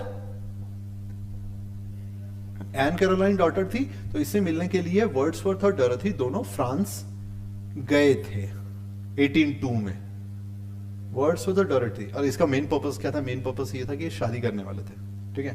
तो शादी करने वाले थे, इसलिए इन्होंने सोचा चलो यार अपनी बेटी से मिल लेते हैं, उसको कुछ फाइनेंशियल सपोर्ट भी कर देते हैं, पुरानी वाली गर्लफ्रेंड से मिल लेते हैं, समझौता हो जाएगा, गर्लफ्रेंड बाद में दिमाग नहीं खराब करेगी, ठीक है। वही वाला चक्कर वही होगा, थोड़ा फॉर्मल लैंग्वेज में हम बात कर लेते हैं, एक्चुअली यही होगा, अंदर अंदर यही चल रहा था। आगे बढ़ते हैं। Next, the prelude was completed by 1805 but not publish until 1850। ये हम लोग सब जानते हैं कि प्रिल्यूड क्या है, 1805 तक पूरा का पूरा कंप्लीट करा। मतलब इन्होंने कब लिखनी शुरू की थी, 1799 के अराउंड इन्होंने लिखना शुरू कर दिया था, ठीक है। पर और 1805 तक इन्होंने खत्म कर दी थी पूरी, लिख के सब खत्म, ओके। पब्लिश नहीं कर पाए, प्लान बनाते रह गए, लंबा चौड़ा भाषण था, नाम क्या देना, ये क्या देना, वो क्या देना, बहुत कुछ सोच के रखा था इन्होंने। इनकी वाइफ ने सोचा भाई इतना मोटा चौड़ा काम है, 1850 में इनका देहांत हो गया। देहांत होने के बाद फिर इनकी वाइफ ने ये सोचा कि इतना बड़ा काव्य है, पब्लिश तो होना चाहिए। तो 3 महीने के बाद मरने के 3 महीने के बाद उन्होंने द प्रिल्यूड नाम से इनका पूरा का पूरा वो वाला कलेक्शन जो है प्रिल्यूड के नाम से पब्लिश करा दिया, ठीक है। 1850 में वही लिखा हुआ है, the prelude was completed by 1805 but not published until 1850। इसका नाम क्या सोचा था विलियम वर्ड्सवर्थ ने, क्या नाम सोचा था, वो है ये पोयम टू कोल्ड्रिज, ये नाम सोचा था, ठीक है। ओके, नेक्स्ट आ जाते हैं हम, नेक्स्ट आ जाते हैं लंदन 1802, ठीक है। लंदन 1802 एक पोयम है, ठीक है। लिरिकल बैलेड्स में कहां पे आएगा हम वो वाला देख लेंगे। लंदन 82 एक पोयम है जो कि इन्होंने डेडिकेट किया है जॉन मिल्टन को। याद रखने वाली चीज है, ठीक है, बहुत इंपॉर्टेंट है ये। जॉन मिल्टन कौन से एरा से थे, एलिजाबेथन एरा से थे, एलिजाबेथन एरा से थे John Milton, okay. London 82 cool है, लंदन 82 पोयम का नाम है, जॉन मिल्टन को डेडिकेट किया था जो कि एलिजाबेथन एरा से थे, ठीक है, याद रखने वाली चीज है। नेक्स्ट 1803 में सर वॉल्टर जॉन, ये स्कॉटलैंड के राइटर थे ये, ठीक है, स्कॉटलैंड के राइटर थे ये, सर वॉल्टर स्कॉट, उनसे ये मिले थे स्कॉटलैंड में 1803 में, याद रखने वाली चीज है, ओके। नेक्स्ट आ जाते हैं 1813, move to Rydal Mount, almost spend 50 years of his life, ठीक है। तो राइडल माउंट में ये मूव हो गए थे। अभी कैलकुलेशन मत करने के लिए बैठना कि almost spend 50 years of his life का मतलब ये नहीं होता है कि भाई ये मर तो गए थे 1850 में, ठीक है। अब 1813 में ये चले गए, तो 50 माइनस 13 हो जाता है आपका कितना, 7 हो गया यहाँ पे, और ये 3 हो गया, तो 37 रहे, तो 13 साल कहाँ गए। अरे यार, ऑन एंड ऑफ चल रहा था, जाते आते रहते थे। फिर फाइनली उन्होंने डिसाइड किया कि भाई हम राइडल माउंट में ही मूव कर जाते हैं, वहीं रह जाएंगे। तो वही कैलकुलेशन टोटल बता रहा है कि मतलब ऑलमोस्ट इन्होंने अपनी लाइफ 50 साल कुछ गुजारी थी उस जगह पे, जहां पे एक बार वो मूव हो गए, उसके बाद फिर वहां से हिले नहीं। तो basically moved to Rydal Mount, basically क्या बोल रहा है कि वो वहां चले गए थे, उसके बाद वो वहां से हिले नहीं, चिपक गए वहां से, ठीक है। आगे बढ़ते हैं 1843, वर्ड्सवर्थ सक्सीडेड रॉबर्ट साउदी, हम डिस्कस कर चुके हैं ये ऑलरेडी। रॉबर्ट साउदी को इन्होंने सक्सीड किया था और इनको पोएट लॉरेट की उपाधि दी गई थी। 1850 में मर गए थे, ग्रासमेर चर्च यार्ड में इनको दफनाया गया था। कूल है, ओके, ये दफन हो गए। आगे बढ़ते हैं हम लोग, ठीक है। List of important works. अब मैं थोड़ा सा फास्ट जाऊंगा, आप लोगों को इंपॉर्टेंट चीजें नोट करनी है, ध्यान से सुनते जाइए, वीडियो को स्टॉप करके वापस देखिएगा। थोड़ा फास्ट जा रहा हूं क्योंकि यहाँ पे अभी समझाने के लिए कुछ नहीं है, कुछ इंपॉर्टेंट रहेगा तो मैं रुक के उस चीज को समझा दूंगा, कुछ इंपॉर्टेंट तो बता दूंगा, okay. List of important works, poetry. ये फ्लो जो है ना, आप डेट्स यहाँ पे ईयर देख रहे हैं ना, ये ईयर आप देख रहे हैं, फ्लो 1793 से लेकर 1850 तक पब्लिशिंग के डेट्स जो हैं सारे के सारे, इसको क्रोनोलॉजी बोलते हैं, ठीक है। क्रोनोलॉजी जो बोला जाता है कि आपको डेट का फ्लो याद रखना है, मिक्स एंड मैच नहीं करना। कोई आपको ऑर्डर में डालने के लिए बोल सकता है कि भाई 4 पोयम आपको दी गई है, जिस डेट के हिसाब से, जिस ईयर के हिसाब से पब्लिश हुई है, उस हिसाब से इसको ऑर्डर में लगा दो। कूल है, वही चीज आपको करनी है। तो आ जाते हैं मेन चीज के ऊपर। डिस्क्रिप्टिव स्केचेस 1793 में, याद है ना, डिस्क्रिप्टिव स्केचेस इनकी पहली राइटिंग से था, राइट। उसके बाद फिर आता है lyrical ballads with few other poems, 1798 में पहला पब्लिश हुआ। टिंटन एबे लिरिकल बैलेड्स में ही था, ये इसी का पार्ट है, टिंटन एबे। उसके बाद फिर आ जाता है टिंटन एबे, मैंने पहले ही बोला टिंटन एबे बहुत इंपॉर्टेंट है, और मतलब उनकी लास्ट वाली पोएम जो पहले वाली पब्लिश हुई थी, पब्लिश होने के बाद जो लास्ट, मतलब कौन से पोएम से एंड हो रही थी, टिंटन एबे मैंने बताया था ना, वापस एक बार देख लेते हैं। कहां पे था, देखो मैंने बताया था ना, लिरिकल बैलेड्स में लास्ट वाली पोएम, तो इसीलिए टिंटन एबे इंपॉर्टेंट है कि 1798 में जो पब्लिश हुई थी, पहली वाली जो एडिशन आई थी, ठीक है, तो टिंटन एबे से एंड हुई थी 1798, तो इस चीज को नोट कर लेना, इंपॉर्टेंट है ये। ओके, नेक्स्ट हम कहाँ पे थे, ये आ गया। वापस हम लोग इंपॉर्टेंट पोइट्री पे आ जाते हैं। तो लिरिकल, वाह क्या स्टॉप किया है मैंने, बिल्कुल मार्क वहीं पे लगा है। Okay, Lyrical ballads with a few other poem 1798, और उसके बाद फिर टिंटन एबे जो उसका पार्ट था, ठीक है, लिरिकल बैलेड्स का। उसके बाद फिर आ जाते हैं intimation of immortality. Intimation of immortality, इसमें इंपॉर्टेंट क्या है, lyrical ballads with few other poems, ये एक इंपॉर्टेंट हो गया। पोएम्स इन 2 वॉल्यूम्स, ये इंपॉर्टेंट हो गया, जो कि 1807 में आया था, इससे पहले इंटीमेशन ऑफ इमॉर्टैलिटी। फिर गाइड टू द लेक्स 1810 में आया था, इसमें एक पोएम है टू द कुकू, बहुत इंपॉर्टेंट है, पढ़ लेना। द एक्सकर्शन, ये भी पार्ट है, कहां पे आएगा मैं समझाऊंगा, बट 1814 में ही लिखा।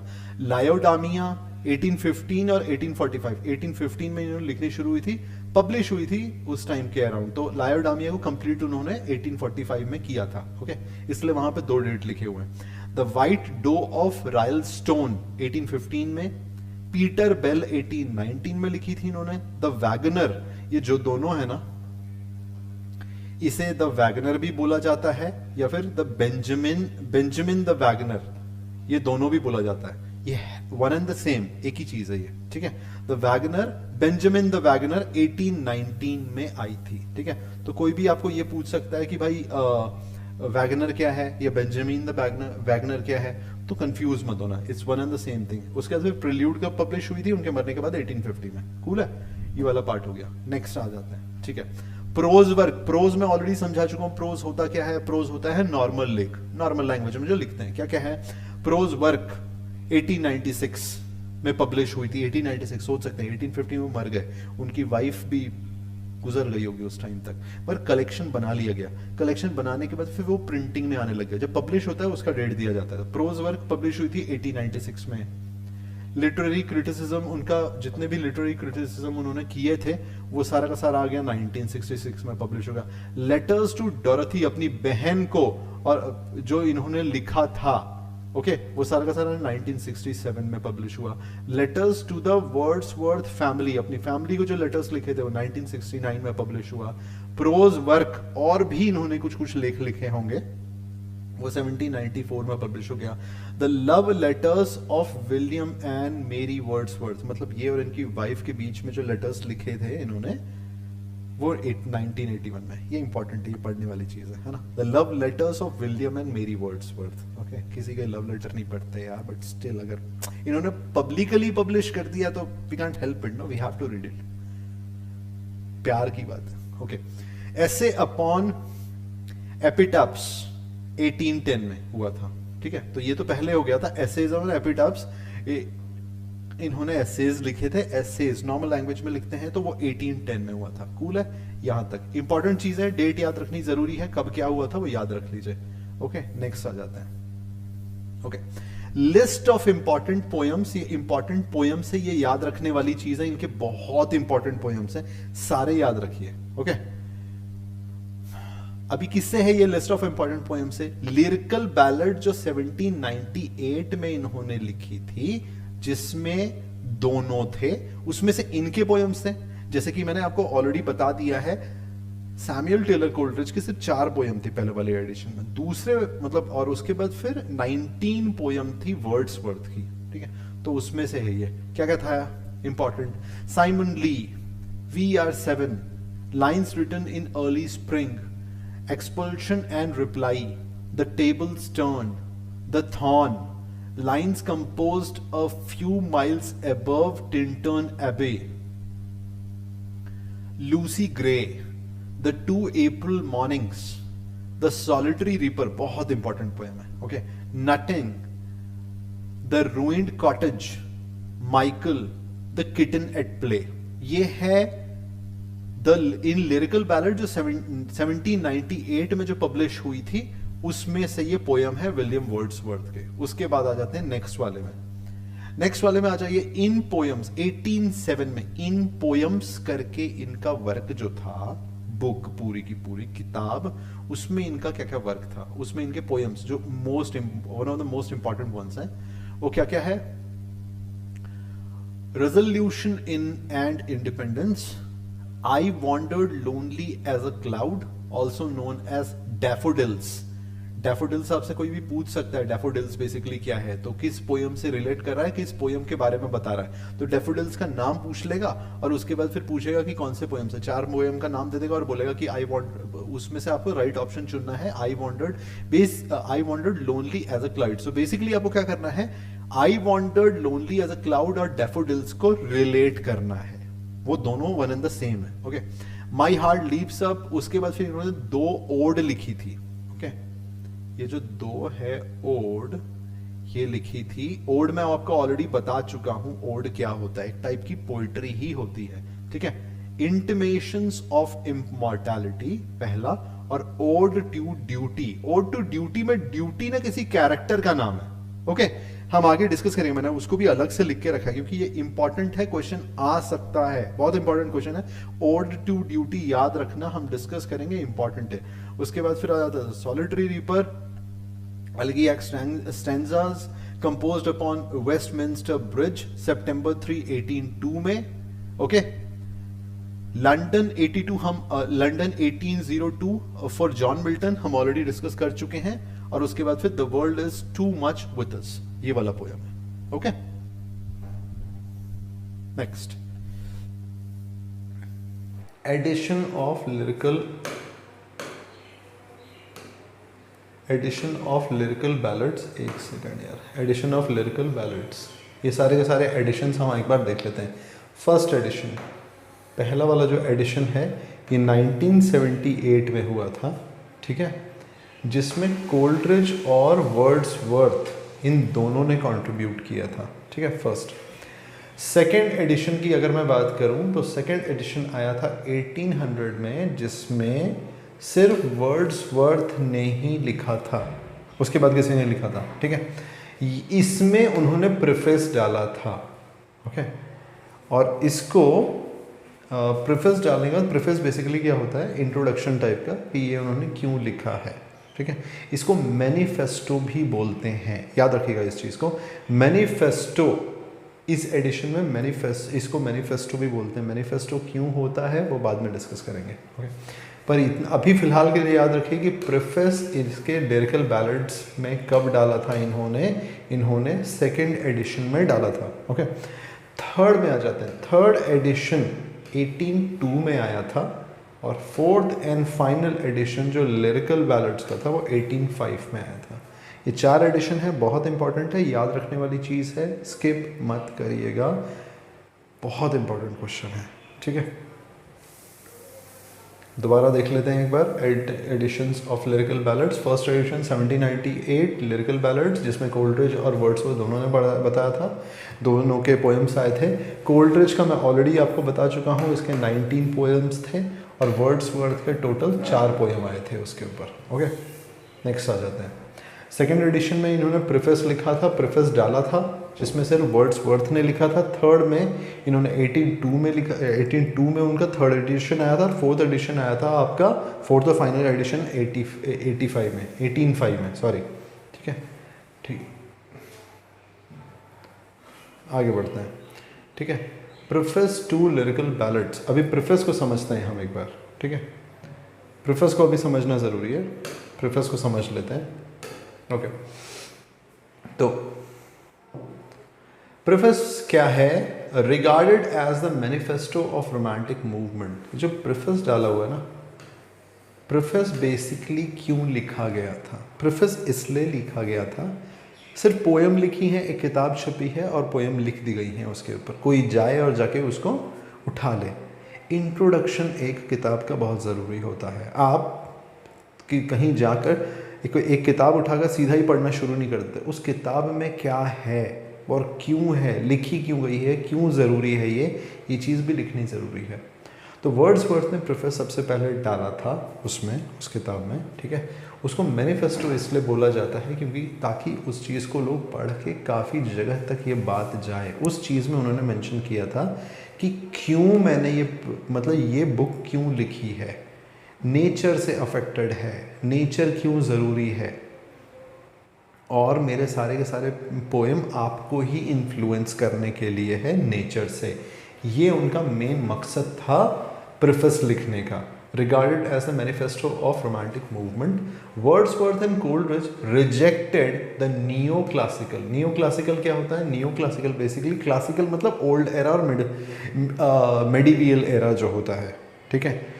ओल्ड एरा और मेडिवियल एरा, जो मिडिल एरा था इंग्लिश लिटरेचर का, ये चीज़ मैं ऑलरेडी डिस्कस कर चुका हूँ पिछले वाले हिस्ट्री ऑफ इंग्लिश लिटरेचर में, ठीक है। उसमें मैंने डिस्कस किया था। नियो क्लासिकल क्या है? जो क्लासिकल पोएम्स को कॉपी करके, उनके कॉन्सेप्ट्स को कॉपी करके, उनको कन्वर्ट करके, उनको इंग्लिश लैंग्वेज में कन्वर्ट करके जो पोएम्स लिखी गई थी, प्रेजेंट किया था पब्लिक के सामने, उसे न्यू क्लासिकल एरा कहा जाता है। ओके, तो new classical trends in poetry and declare the dawn of romantic imagination and freedom. तो बेसिकली इन्होंने क्या किया था? इन्होंने कहा था कि न्यू क्लासिकल को हम फॉलो नहीं कर रहे हैं। हम किस चीज़ को फॉलो कर रहे हैं? हम फॉलो करेंगे जो नई शुरुआत हुई है, रोमांटिक एज का जो नया शुरुआत हुआ है, अब हम उस चीज़ को लेकर आगे बढ़ेंगे। उनके कहने का ये मकसद था। प्रीफेस में उन्होंने बेसिकली ये लिखा था, Wordsworth is essentially breaking away from the artificiality and trivialities. Artificiality मतलब जो इंसानों के द्वारा बनाई गई हैं, नेचर से रिलेटेड नहीं है, आर्टिफिशियल हैं। ओके, और ट्रिवियलिटीज़ क्या है? ट्रिवियलिटीज़ का मतलब देखिए, यहाँ पे मैंने इस कमेंट को डाला है, आ नहीं रहा है। ओके, आर्टिफिशियलिटी क्या है? जो इंसानों द्वारा बनाया गया है। उसके ट्रिवियलिटीज़ क्या हैं? जिन चीज़ों की वैल्यूज़ नहीं है, वैल्यू नहीं है, ज़्यादा वैल्यूबल है नहीं, बस चीज़ों को कॉपी करके चला रहे हैं, ठीक है। तो Wordsworth was essentially breaking away, मतलब उन चीज़ों से बाहर निकल रहे हैं, आर्टिफिशियलिटी और ट्रिवियलिटीज़ से बाहर निकलने के लिए basically, of the 18th century society. 18 century की सोसाइटी को वो नई पिक्चर दिखा रहे हैं, नया लुक दे रहे हैं कि भाई इस चीज़ को अब फॉलो किया जाएगा, हम कुछ नया बदलाव लाने की कोशिश कर रहे हैं। वो उन्होंने प्रेफेस में मेंशन किया था।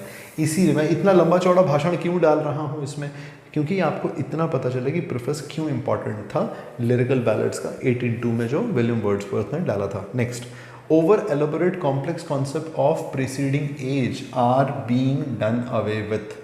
पहले के जो ओवर कॉम्प्लिकेटेड कॉन्सेप्ट्स थे उन चीज़ों को दूर करने की कोशिश की जा रही थी। Next, Wordsworth and Coleridge produce lyrical ballads, a collection of 23 poems, total 23। पहला वाला जो था कब आया था? 1798 में जो आया था। 1798 में जो आया था पहला वाला, उसमें 23 पोएम्स का टोटल कलेक्शन था, जिसमें से कोल्ड्रिज ने 4 पोएम लिखी थी और वर्ड्सवर्थ ने 19 पोएम्स लिखी थी। 3-4 बार बोल चुका हूँ, दोबारा आपके सामने पूरा लिखा हुआ है, एक बार ये देख लीजिए। नेक्स्ट आ जाते हैं, lyrical ballads open with Coleridge rhyme of ancient mariner. बता चुका हूँ आपको एक बार पहले भी, दोबारा रिपीट हो रहा है, राइम ऑफ एंशिएंट मैरिनर, और उसके बाद फिर एंड्स विद वर्ड्सवर्थ टिंटर्न एबे। हम लोग ऑलरेडी देख चुके हैं ये वाला। ओके, नेक्स्ट आ जाते हैं।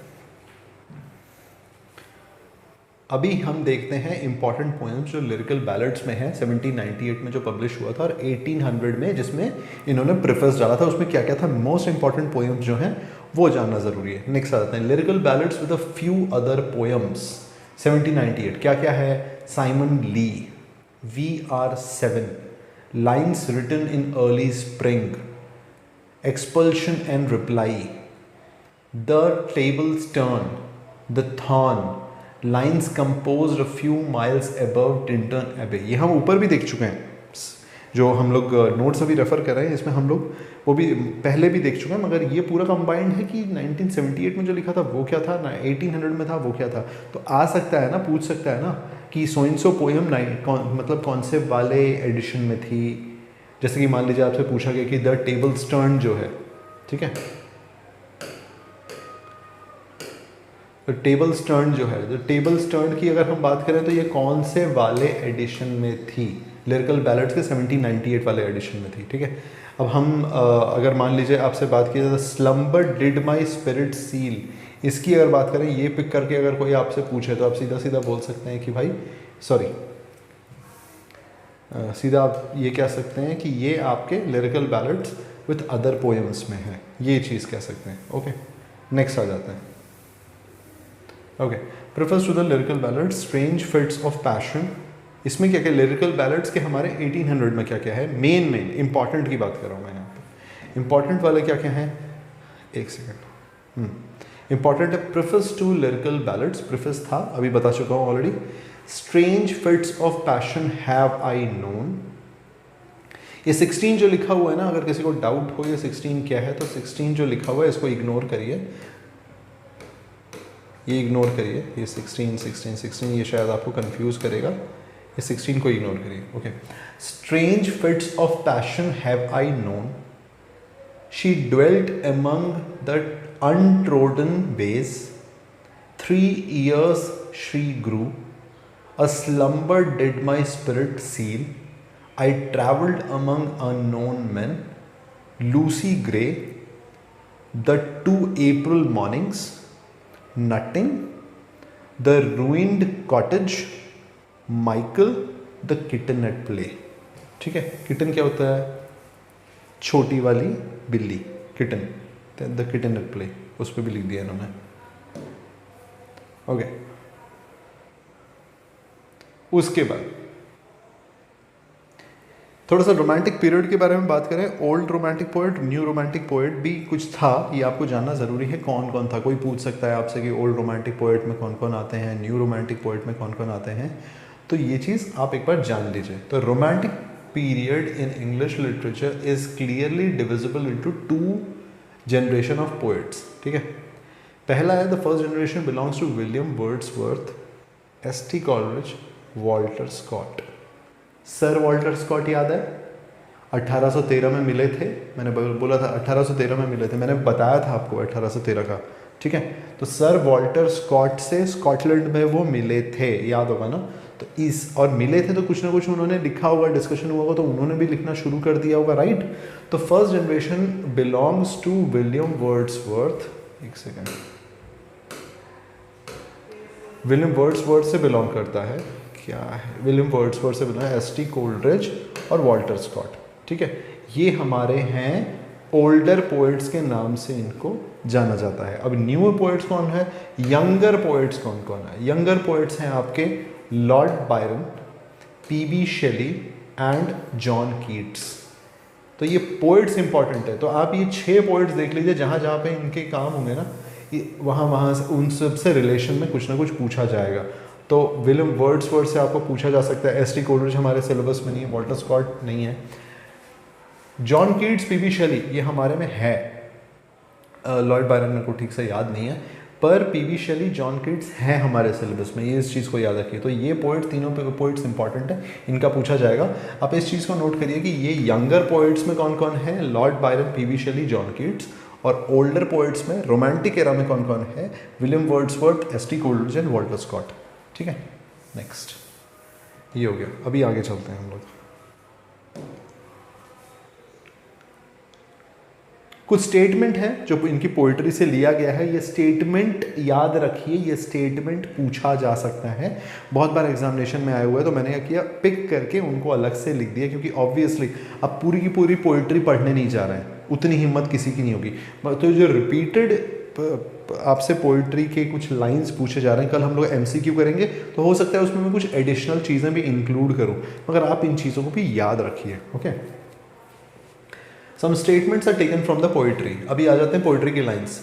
Incidents and situations from common life have been chosen by him to be depicted in his poetry। ठीक है, ये वाली line incidents and situations from common life, ये पहली वाली लाइन याद रख लीजिए। ठीक है, नेक्स्ट आता है the use of language is inspired by the language really used by men, simple and colloquial। किस टाइप का लैंग्वेज उन्होंने यूज़ किया था? उन्होंने यूज़ किया था कोलोक्वियल लैंग्वेज, जो नॉर्मल बोलचाल में यूज़ होता था वो। ठीक है, उसके बाद आ जाते हैं नेक्स्ट वाले पे। The protagonist and matter of the poem come from the humble simpletons of the countryside, not the fancy elites. ये तीनों स्टेटमेंट उनके पोइट्री से नहीं है, ये तीनों स्टेटमेंट उन पे किया गया है, विलियम वर्ड्सवर्थ के ऊपर कहा गया है। Incidents and situations from common life जो है वो उन्होंने पिक किया था, have been chosen by him to be depicted in his poetry. ये कहा जा रहा है इस वाले स्टेटमेंट में कि उन्होंने जो भी इंसिडेंसेस लिए थे अपनी पोइट्री में डालने के लिए, वो उनके इंसिडेंट और सिचुएशन कॉमन लाइफ के सिचुएशन से मिलते जुलते हैं। उसके बाद फिर नेक्स्ट वाला स्टेटमेंट क्या, the use of language is inspired by the language really used by man. मतलब रियली यूज्ड बाय मैन, जो उस टाइम की नॉर्मल बोलचाल थी, उस टाइप का लैंग्वेज उन्होंने अपने पोइट्री में यूज किया। Next, the protagonist and matter of the poem come from the humble simpletons. Humble simpletons मतलब नॉर्मल जो आम जो लोग हैं वो, ऑफ द कंट्री साइड जो गांव के लोग हैं या फिर सिटी से बाहर है वो, not the fancy elites of the city, मतलब fancy elite of the city से बिलोंग नहीं करते हैं, जो नॉर्मल लोग हैं वो उनके पोइट्री में दिखते हैं। ओके, नेक्स्ट आ जाता है, आगे बढ़ते हैं। ओके, उसके बाद थोड़ा सा जूम इन कर लेता हूँ, आप लोगों को दिख रहा होगा। Next, because these people are closer to nature and free of all real defects and social vanity. तो ये पोइट्री से नहीं लिया हुआ है, आई एम सॉरी, ये उनकी पोइट्री को पढ़ के जो फेमस लोगों ने कमेंट किया था, ये कमेंट्स इंपॉर्टेंट है।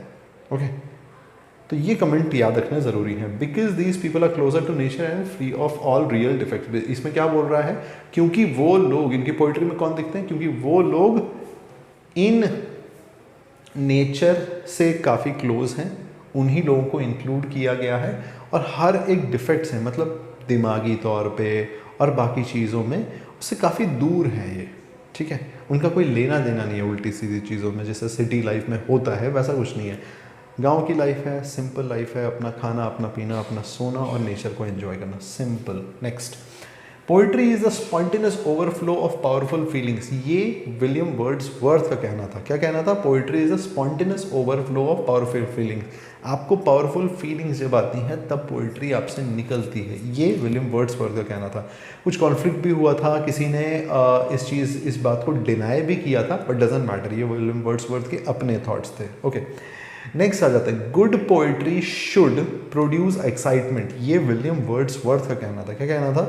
कि अच्छी पोइट्री एक्साइटमेंट प्रोड्यूस करनी चाहिए, in coexistence with an overbalance of pleasure.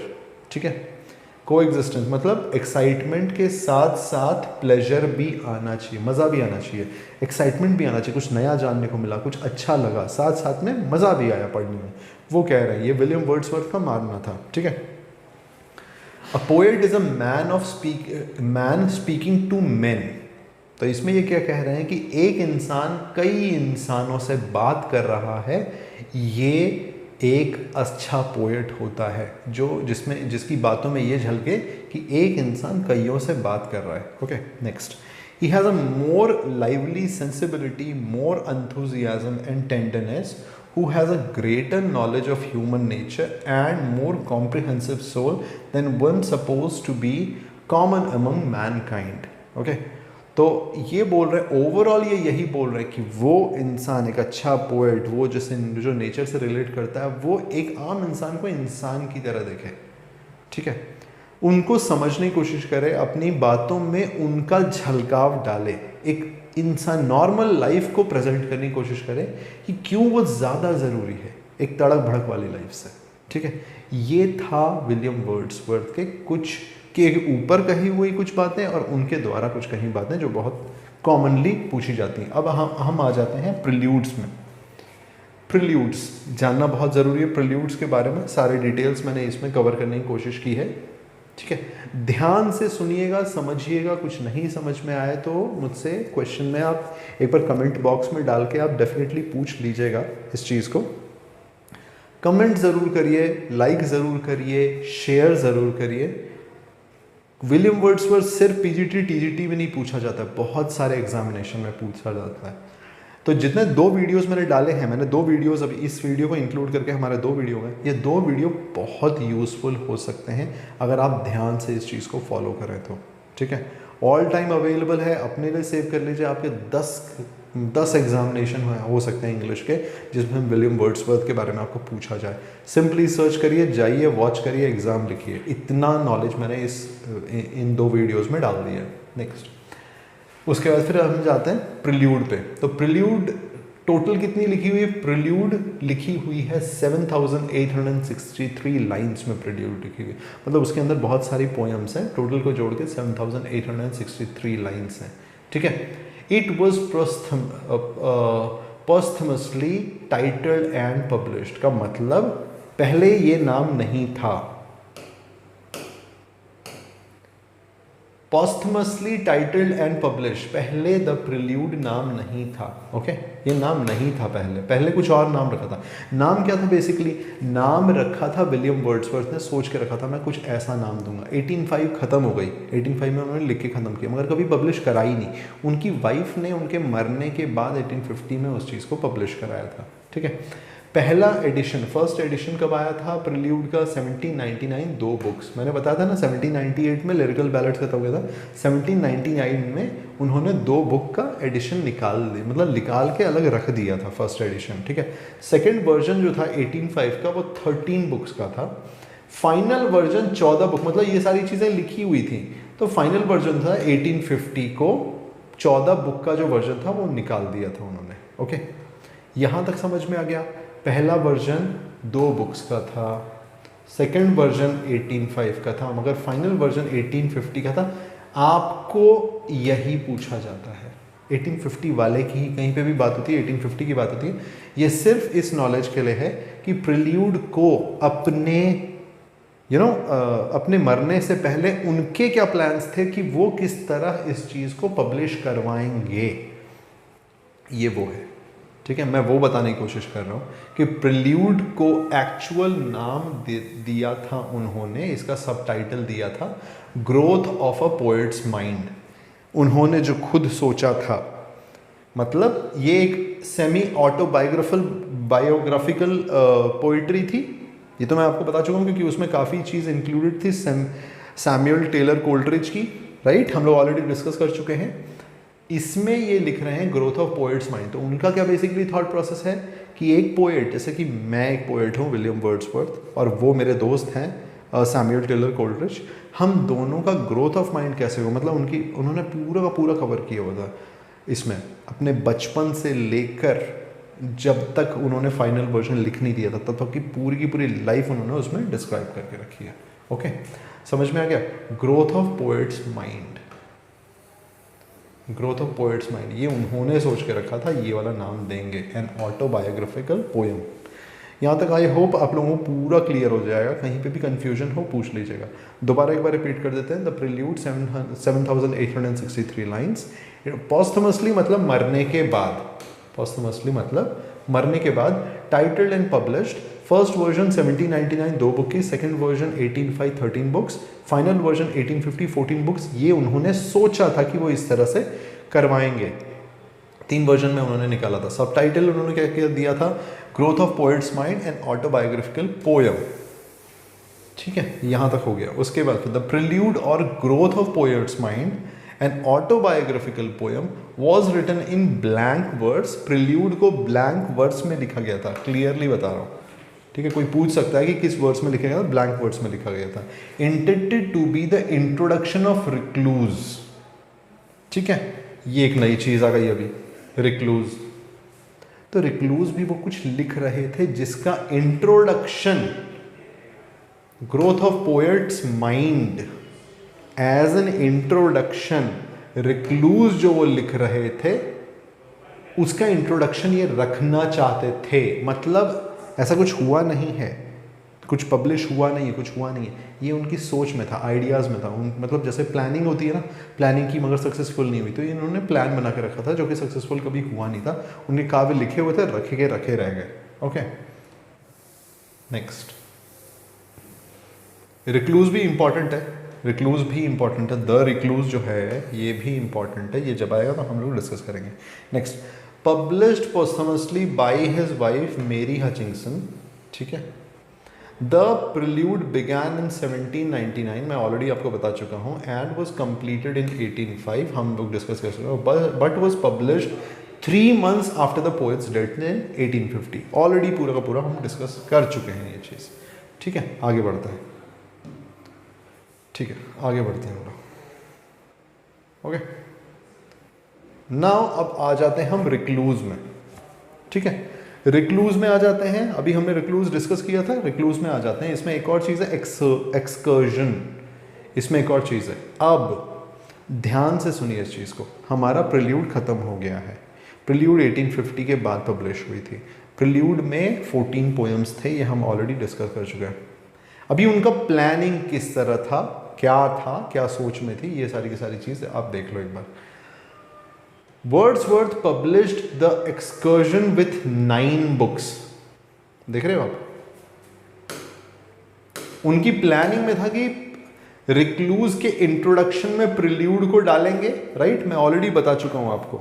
उनकी प्लानिंग में था कि प्रिल्यूड को वो इंट्रोडक्शन की तरह डालेंगे रिक्लूज में, पर ऐसा हो नहीं पाया। उन्होंने एक्सकर्जन, मतलब जो रिक्लूज का पार्ट था उनके दिमाग में जो था एक्सकर्जन, उसको 9 books को उन्होंने 1814 में पब्लिश कराया। कोई कंफ्यूजन नहीं होना चाहिए इसमें। प्रिल्यूड 1850 में ही आई थी, उसमें उन्होंने कुछ सोचा था जो कि हो नहीं पाया। रिक्लूज में उन्होंने ये सोचा था कि वो प्रिल्यूड को, उसका रिक्लूज का इंट्रोडक्शन बनाएंगे, जो कि वो नहीं कर पाए। तो उन्होंने जो फर्स्ट इंट्रोडक्शन प्रिल्यूड को रखा था, first part the Home at Grasmere unfinished थी, वो नहीं कंप्लीट कर पाए थे। पार्ट 3rd थी जिसका उन्होंने कोई टाइटल नहीं दिया था, जो कि अगेन अनफिनिश्ड था, वो नहीं कर पाए। तो जो पार्ट 2nd उन्होंने ऑलरेडी फिनिश कर रखी थी, उसको उन्होंने जाकर पब्लिश करा दिया 1814 में। आई होप मैं बहुत ही क्लियरली सब कुछ बता चुका हूँ। फिर भी अगर आपको कोई क्वेश्चन हो आप पूछ लीजिएगा। दोबारा एक बार पूरा देख लेते हैं। प्रिल्यूड पे अगर हम चलें वापस, ठीक है, प्रिल्यूड पे अगर हम चलें वापस,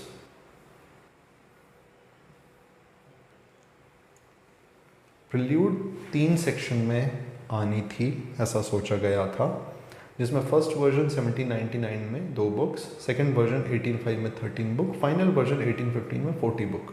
ओके, इसका सबटाइटल दिया गया था growth of poet's mind and autobiographical poem, the prelude of growth of poet's mind. ये हम लोग ऑलरेडी डिस्कस कर चुके हैं। नेक्स्ट आ जाते हैं नीचे। तो नीचे आने के बाद इन्होंने ये सोचा कि प्रिल्यूड 14 बुक की थी, इसको इंट्रोडक्शन बनाऊंगा रिक्लूज का, जो वो नहीं कर पाए। नेक्स्ट पार्ट 1 जो थी द होम ऑफ ग्रासमेयर अनफिनिश थी, नहीं कर पाए। पार्ट 2 जो इनकी फिनिश थी, पार्ट 2 द एक्सकर्जन की बात हो रही है यहाँ पे, ठीक है, द एक्सकर्जन की बात हो रही है यहाँ पे। 1814 में ये आई थी, पार्ट 3 भी वो फिनिश नहीं कर पाए, ठीक है। ये हमारा कंप्लीट हो गया ये वाला पार्ट। नेक्स्ट चलते हैं। अभी इंपॉर्टेंट पोएम्स हैं, ध्यान से देख लीजिए, फटाफट पढ़ूंगा। पोएम्स इन 2 वॉल्यूम्स 1807 में जो आई थी, 2 पोएम्स इन 2 वॉल्यूम्स, बहुत इंपॉर्टेंट है। हम लोगों ने देखा था इन्होंने 4 चीजें लिखी थी। क्या क्या लिखा था? Lyrical ballads, the prelude, the recluse और पोएम्स इन 2 वॉल्यूम्स। ये 4 चीजें मेन काव्य लिखे थे, राइट, एकदम बिगिनिंग में शुरू में हमने देखे थे, बिल्कुल उसी की बात हो रही है यहाँ पे। Poems in 2 volumes 1807। इसमें क्या क्या था?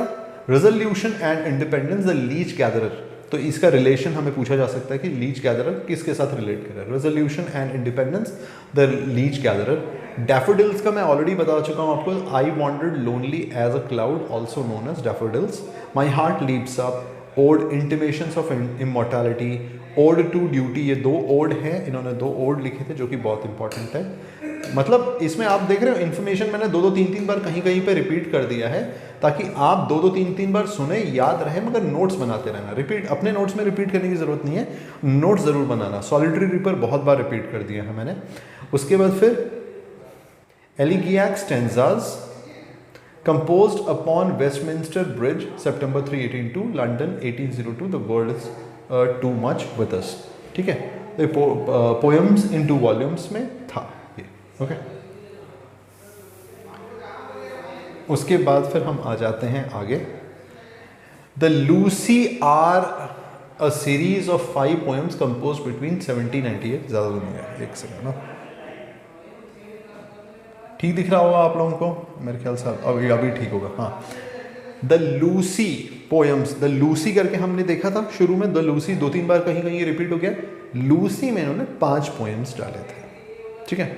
इन 5 पोएम्स को जानना ज़रूरी है, मैंने उसका नाम यहाँ पे आपके लिए लिख दिया है। The Lucy poems are a series of 5 poems compose between 1798 and 1801, ठीक है। Strange fits of passion have I known, first. She dwelt among the untrodden ways, second. I travelled among unknown men, third. 3 years she grew in sun and shower, fourth. A slumber did my spirit seal, fifth. ये 5 poem the Lucy poems में थे।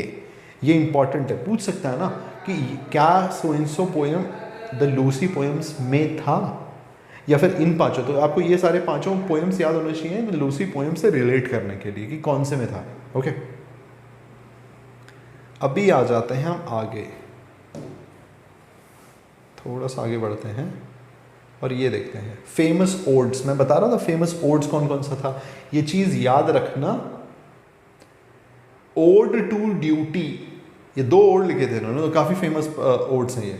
Odd to duty, इससे आपसे पूछा जा सकता है duty कौन है, क्वेश्चन किस तरह आता है, stern daughter of the voice of God, या फिर स्टर्न डॉटर जो है ना, क्वेश्चन किस तरह आता है, स्टर्न डॉटर कौन है, तो ड्यूटी है, ड्यूटी स्टर्न डॉटर है। यहाँ पे ऐसे क्वेश्चन पूछा जाएगा, who is the stern daughter, duty is the stern daughter. 4 नाम दे दिए, कौन है stern daughter, duty is the stern daughter. ये क्वेश्चन आ चुका है ऑलरेडी, ठीक है।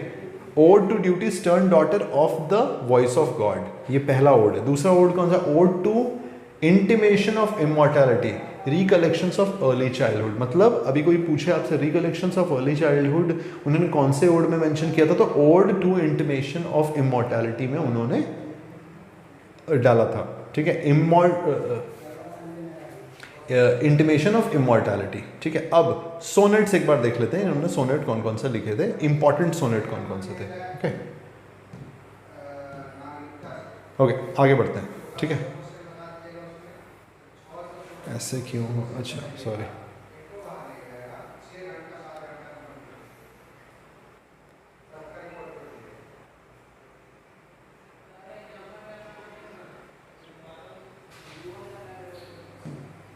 ओके आगे बढ़ते हैं। सोनेट, पहला सोनेट एक्लीसियास्टिकल, ठीक है। Ecclesiastical Sketches, a series in 3 parts.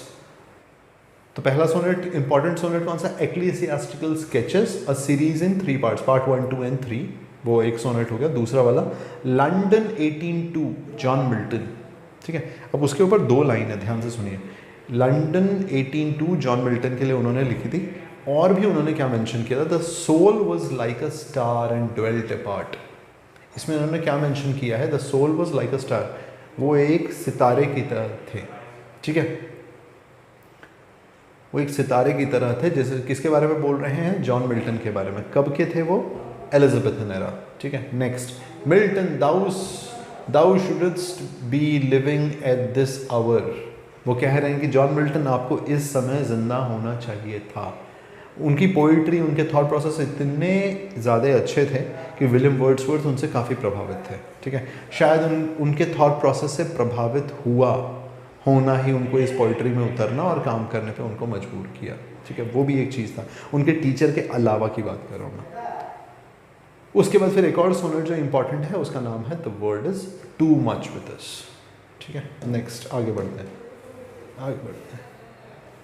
ठीक है, ये अंडरलाइन कैसे हो गया मुझे नहीं पता, मैंने अंडरलाइन तो किया नहीं था। खैर, उसके बाद फिर हम आगे डिस्कस कर लेते हैं ये 3 पार्ट में। ओके, कुछ इंपॉर्टेंट लाइंस हैं। The child is the father of man लिया गया है माई हार्ट लीप्स अप से।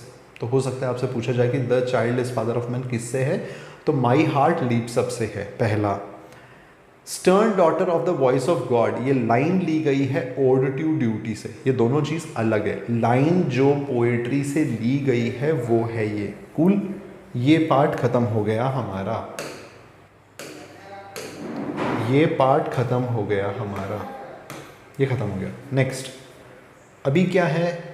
विलियम वर्ड्सवर्थ की एक लाइन है, poetry is a spontaneous overflow of powerful feelings, it takes its origin from emotions recollected in ट्रैंक्वालिटी।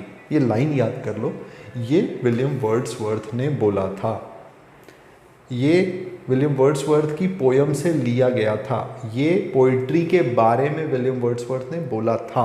अब William Wordsworth के बारे में कुछ लोगों ने कुछ कुछ बोला था, वो यहाँ पे मैं लिख रहा हूँ। अ मोरल यूनिक, पीबी शेली ने उनको कहा था a moral unique. Next, John Keats ने इनको बोला था ईगोटिस्टिकल सबलाइन। तो जॉन कीट्स थे जो जो उनकी कुछ कुछ बातों से एग्री नहीं करते थे, तो उन्होंने वो बेसिकली ये बोला था कि वो काफ़ी ईगोइस्टिक पर्सन है। तो ईगोटिस्टिकल सबलाइन उन्होंने बोला था इनको। ठीक है, याद रखने वाली चीज़ है, पूछा भी जा सकता है। उसके बाद फिर J.C. रैनसम ने क्या बोला था? William Wordsworth is a giant of poetry. Okay, ये थर्ड J.C. रैनसम ने बोला था। Fourth, lost leader Robert browning ने बोला था। रॉबर्ट ब्राउनिंग बहुत अच्छे लेखक थे, काव्य उन्होंने इंग्लिश लिटरेचर में काफ़ी काव्य लिखे हैं। उन्होंने विलियम वर्ड्सवर्थ को लॉस्ट लीडर बोला था। When Wordsworth was made poet laureate जब वो बने थे तब रॉबर्ट ब्राउनिंग ने उनके बारे में ये कहा था, लॉस्ट लीडर। ओके, नेक्स्ट आगे चलते हैं। हम ज़्यादा बचा नहीं हुआ है हम अभी। Okay, wonderful. So probably we have finished it. Let me just check. Okay, fine. So we have finished it. This is the last part that I had to cover. With this, I have covered each and every information for you guys. Let me just reiterate. We have got 2 videos here. The very first video we have already done and uploaded on YouTube. This is the second video that we are doing it right now. So what I would ask you to is to go through both the videos, the first video and the second video. Okay, just go through both the videos, and after that what I'm gonna do is I am going to conduct a multiple choice question, which would be a live session for tomorrow. Okay, so live session is going to happen tomorrow. What you need to do is you need to go through both of these videos, write down all the points, remember all those points, and while I would be taking you through all those multiple choice questions, that will make you prepared in the type of questions which are going to be asked in your examinations. Okay, so this is what you need to do is you need to understand each and everything that I have mentioned here. That would be helpful for you to answer all those questions and be prepared for the examination that you are going to clear for sure. Yeah, in addition to that, what we have got is we have got PGT course. Okay, JSSC PGT course जो है हमारे application पे, career foundation के application पे है, that you can go and enrol, okay, and start preparing for that. Okay, I would really appreciate if you go and start your preparation right now. Don't wait for the date to be announced for the examination and then going ahead and enrolling for that. That would, in that you would be wasting a lot of time. And why I have brought William Wordsworth class here, so that you can understand William Wordsworth in each and every aspect, and you should be prepared for any type of examination in which William Wordsworth, a question related to William Wordsworth is asked. Okay. I think pretty much everything is covered. मेरे ख्याल से मैं सारी की सारी चीज़ें cover कर चुका हूँ. इसके अलावा कल के MCQ के लिए डेफिनेटली प्रिपेयर्ड रहना बहुत इंपॉर्टेंट है. और मेरे ख्याल से I should and the class here. Thank you so much कि आप लोग मेरे साथ थे इतने देर तक. आप लोगों ने सारी की सारी चीज़ें समझी. आप मेरे लिए कमेंट्स डाल सकते हैं. इस पर्टिकुलर वीडियो को शेयर कर सकते हैं, लाइक कर सकते हैं, सब्सक्राइब कर सकते हैं. मैं स्पोकन इंग्लिश के लिए ऑनलाइन और ऑफलाइन क्लासेस लाने का प्लान कर रहा हूँ. ठीक है. आप लोग जब इस वीडियो को देखें तो ज़रूर मुझे बताएं क्या मुझे ऐसा करना चाहिए. अगर आप करेंगे तो मुझे एनकरेजमेंट मिलेगी, मैं आपको हेल्प कर पाऊंगा. और मैंने अपने पास्ट से ये समझा है कि मैं आपको कोई ऐसी चीज़ बोस्ट नहीं करूंगा कि भाई मैं आपको इंग्लिश सिखा दूंगा. अगर मैं गारंटी लूंगा और अगर आप मेरी चीज़ों को समझेंगे, अगर आप उसी तरह से चलेंगे जैसे मैंने आपको बताया है, you would be able to speak in the very same way I am able to speak right now in front of you. That's for sure. Thank you so much. Thank you. Very good evening.